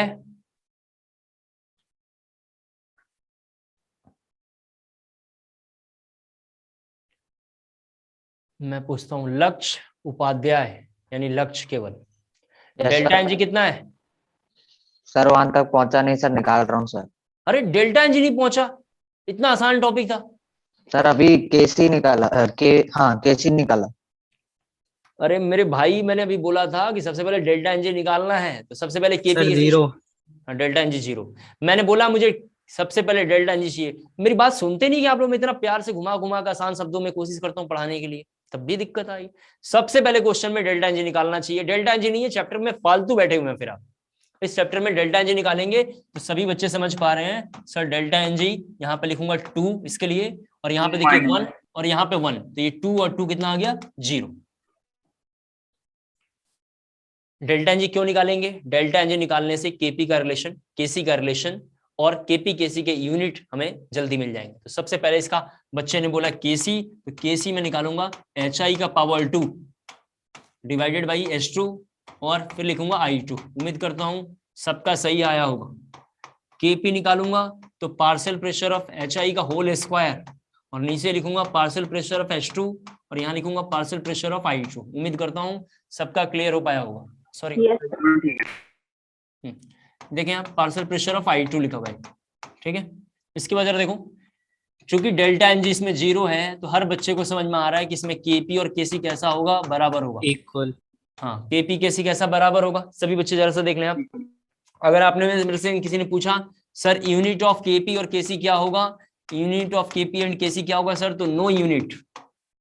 नो यूनिट क्यों होगा जी? क्योंकि डेल्टा एनजी की वैल्यू कितनी है? 0। हाँ, डेल्टा एनजी की वैल्यू 0 है। मैंने पहला क्वेश्चन समझा दिया है, दूसरा क्वेश्चन जरा आपको करना है। दूसरा क्वेश्चन जरा देखें आप सभी बच्चे बोर्ड पे। दूसरा क्वेश्चन आपको करना है, यहां पे लिख रहा हूं 2NO2 gas gives N2O4। Same सब कुछ निकालना है जैसे मैंने आपको निकाल के दिया। 2NO2 लिखा हुआ है, 2NO2 gives N2O4। 2NO2 gives N2O4। किसी का रैंडम नाम रख के पूछूंगा क्योंकि सबको पढ़ाया है, ठीक है? तो ट्राई करो, और ये सब बहाने मेरे पास लेकर मत आओ कि सर अभी ये निकाल रहा हूं वो निकाल रहा हूं, ठीक है? फटाफट करो तुम लोग।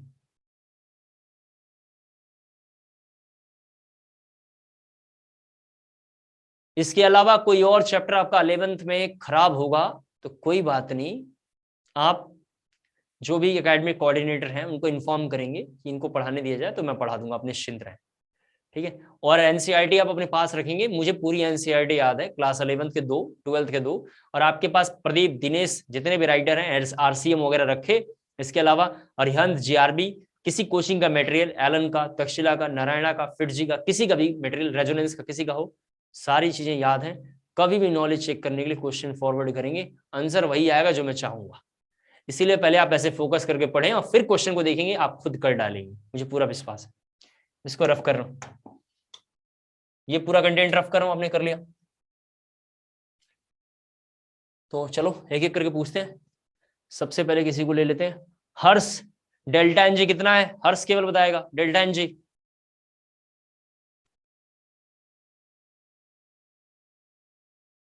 अरे जल्दी बताइए।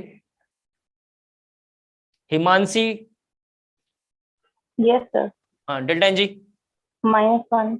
बहुत बढ़िया, सभी बच्चे बोर्ड पे देखें, दोबारा लिखता हूँ इस क्वेश्चन को यहाँ पे। हाँ 2NO2 गैस N2O4, ये लिखा हुआ गैस।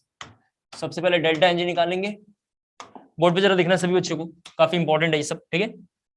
कमिंग क्लास में तो और डिफिकल्ट न्यूमेरिकल करेंगे। तो delta NG equal to 1 minus 1 कहां से आ रहा है सर? यहाँ से आ रहा है, जरा देख लें हम। 1 यहाँ से आ रहा है, इसका पावर, और ये देखिए इसका पावर, तो 1 - 2 रखेंगे तो -1 आ गया। तो डेल्टा एनजी निकालना बहुत जरूरी है, सभी लोग समझ पा रहे होंगे आप। और इसका केसी निकाला होगा, तो केसी सभी बच्चे देखो ऐसे निकालेंगे, N2O4 गिव्स NO2 का पावर 2। आपने इसका केसी निकाला होगा, ये हो गया। अब केपी निकाला होगा आपने, तो आया होगा N2O4 partial pressure of N2O4 partial pressure of NO2 का whole square, partial pressure of N2O4 partial pressure of NO2 का होल स्क्वायर। अगर आपने इसका केसी निकाला होगा, केसी का यूनिट तो मोल्स पर लीटर, सभी बच्चे देख पा रहे होंगे, मोल्स पर लीटर लिखा हुआ है, ये मोल्स पर लीटर का पावर -1। आपने अगर इसका केपी निकाला होगा तो एटीएम का पावर -1। क्या ऐसा आया हुआ है? Yes sir. देखिए थोड़ा मेहनत करिए, क्योंकि बहुत आसान क्वेश्चन है, ये सब स्कूल के एनसीईआरटी बेस्ड क्वेश्चन है, फटाफट हम करके फिर थोड़ा डिफिकल्टी की ओर आ जाएंगे। लेकिन डिफिकल्टी के लिए थोड़ा अच्छा नॉलेज होना चाहिए। और रिलेशन निकालना है तो रिलेशन ये होगा Kp equal to Kc RT का पावर -1, आरटी का पावर -1, ये नोट डाउन करना है। मुझे लगता है 1-2 क्वेश्चन और करवाना चाहिए, फिर मैं होमवर्क तो बोलूंगा, मैं जानता हूँ आप करेंगे नहीं, इसलिए क्या होमवर्क बोलूं।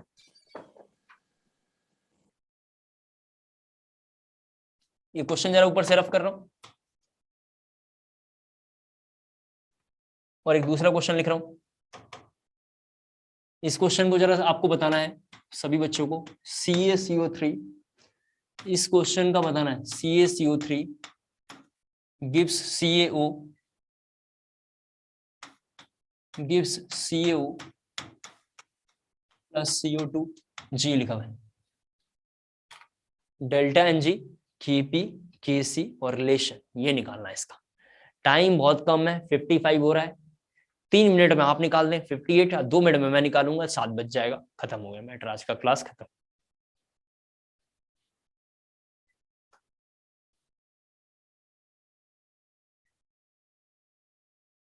और 5:15 तक आ जाइए सब लोग, ठीक है। 5:15 से हम लोग क्लास रखा करेंगे, 10 मिनट हमने जानबूझ के इसलिए लेट रखा है कि इधर पढ़ाओ तब तक 2 आ जाते हैं, उनको ऐड करना पड़ता है, इसीलिए हमने सोचा है कि 5-10 मिनट लेट में सब लोग आ जाएंगे, फिर उसके बाद हम लोग शुरू कर लेंगे। तो पहले लेक्चर में तो हम लोग ज्यादा हम लोगों ने कुछ पढ़ा नहीं था, रीजन ये था कि कुछ हमारे पास मटेरियल भी नहीं था स्टार्ट करने के लिए। लेकिन आज आपने देखा हमने काफी आगे टॉपिक कर लिया, अगर उस दिन सब कुछ रहता तो आज हम लोग और आगे रहते। इसको मैं रफ कर रहा हूँ, सॉरी।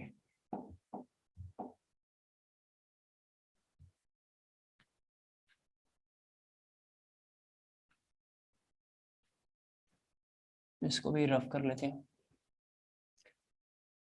कोई बच्चा बताएगा डेल्टा एनजी कितना है? सर 1। हाँ, जिस दिन सबका आंसर कॉमन आने लगेगा, जिस दिन सबका आंसर सेम आने लगेगा, इसका मतलब ये हो गया आप बहुत अच्छा पढ़ रहे हैं। और मैंने आपको पहले दिन बताया कि अगर आपका सेम आंसर आ रहा है, आपका सब कुछ सही चल रहा है, इसका मतलब आप बहुत अच्छा पढ़ते हैं। कुछ समझ में नहीं आया, इसका मतलब मैं बहुत घटिया पढ़ाता हूँ, इसका मतलब सीधा बस यही है। अब इसका हम सबसे पहले डेल्टा एनजी निकालेंगे, और हर बच्चे को पता है सर डेल्टा एनजी निकालने के लिए इसके लिए 1 लेंगे। जरा यहाँ पे देखो, इसके लिए 1, ये पार्टिसिपेट नहीं कर रहा है और ये भी पार्टिसिपेट नहीं कर रहा है, तो 1 - 0 रखेंगे तो सीधा यहाँ पे 1 आएगा। डेल्टा एनजी किसी भी क्वेश्चन में पहले निकालना है। तो कोई बच्चा बताए केसी की वैल्यू कितनी आएगी? केसी की वैल्यू कंसंट्रेशन ऑफ CO2 केवल होगा। सर आपने CaO का क्यों एज्यूम नहीं किया? क्योंकि वो 1 हो गया, खत्म।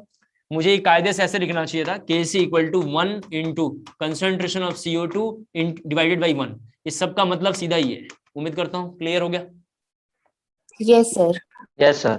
हाँ, तो ये सब आपके दिमाग में चलना चाहिए, फर्जी और फालतू बातें जितनी है सभी हमारे काम का ये Kc equal to concentration of CO2, और सभी बच्चे समझ पा रहे होंगे कि Kp equal to partial pressure of CO2 हो जाएगा, यस सर। क्योंकि ये गैस Yes, नहीं sir. है और ये भी गैस नहीं है, सॉलिड सॉलिड में लिखा हुआ है, तो खत्म हो गया इनका लफड़ा। यहाँ से Kc और Kp निकल गया, कोई आपत्ति नहीं आना चाहिए, और सभी बच्चों को पता है इसके बारे में। अगर हम बात करें इसका यूनिट, तो इसके यूनिट में तो कोई चक्कर ही नहीं है, मोल्स पर लीटर ही केवल होगा और कुछ भी नहीं। और इसके यूनिट के बारे में बात करेंगे तो केवल एटीएम होगा, ATM।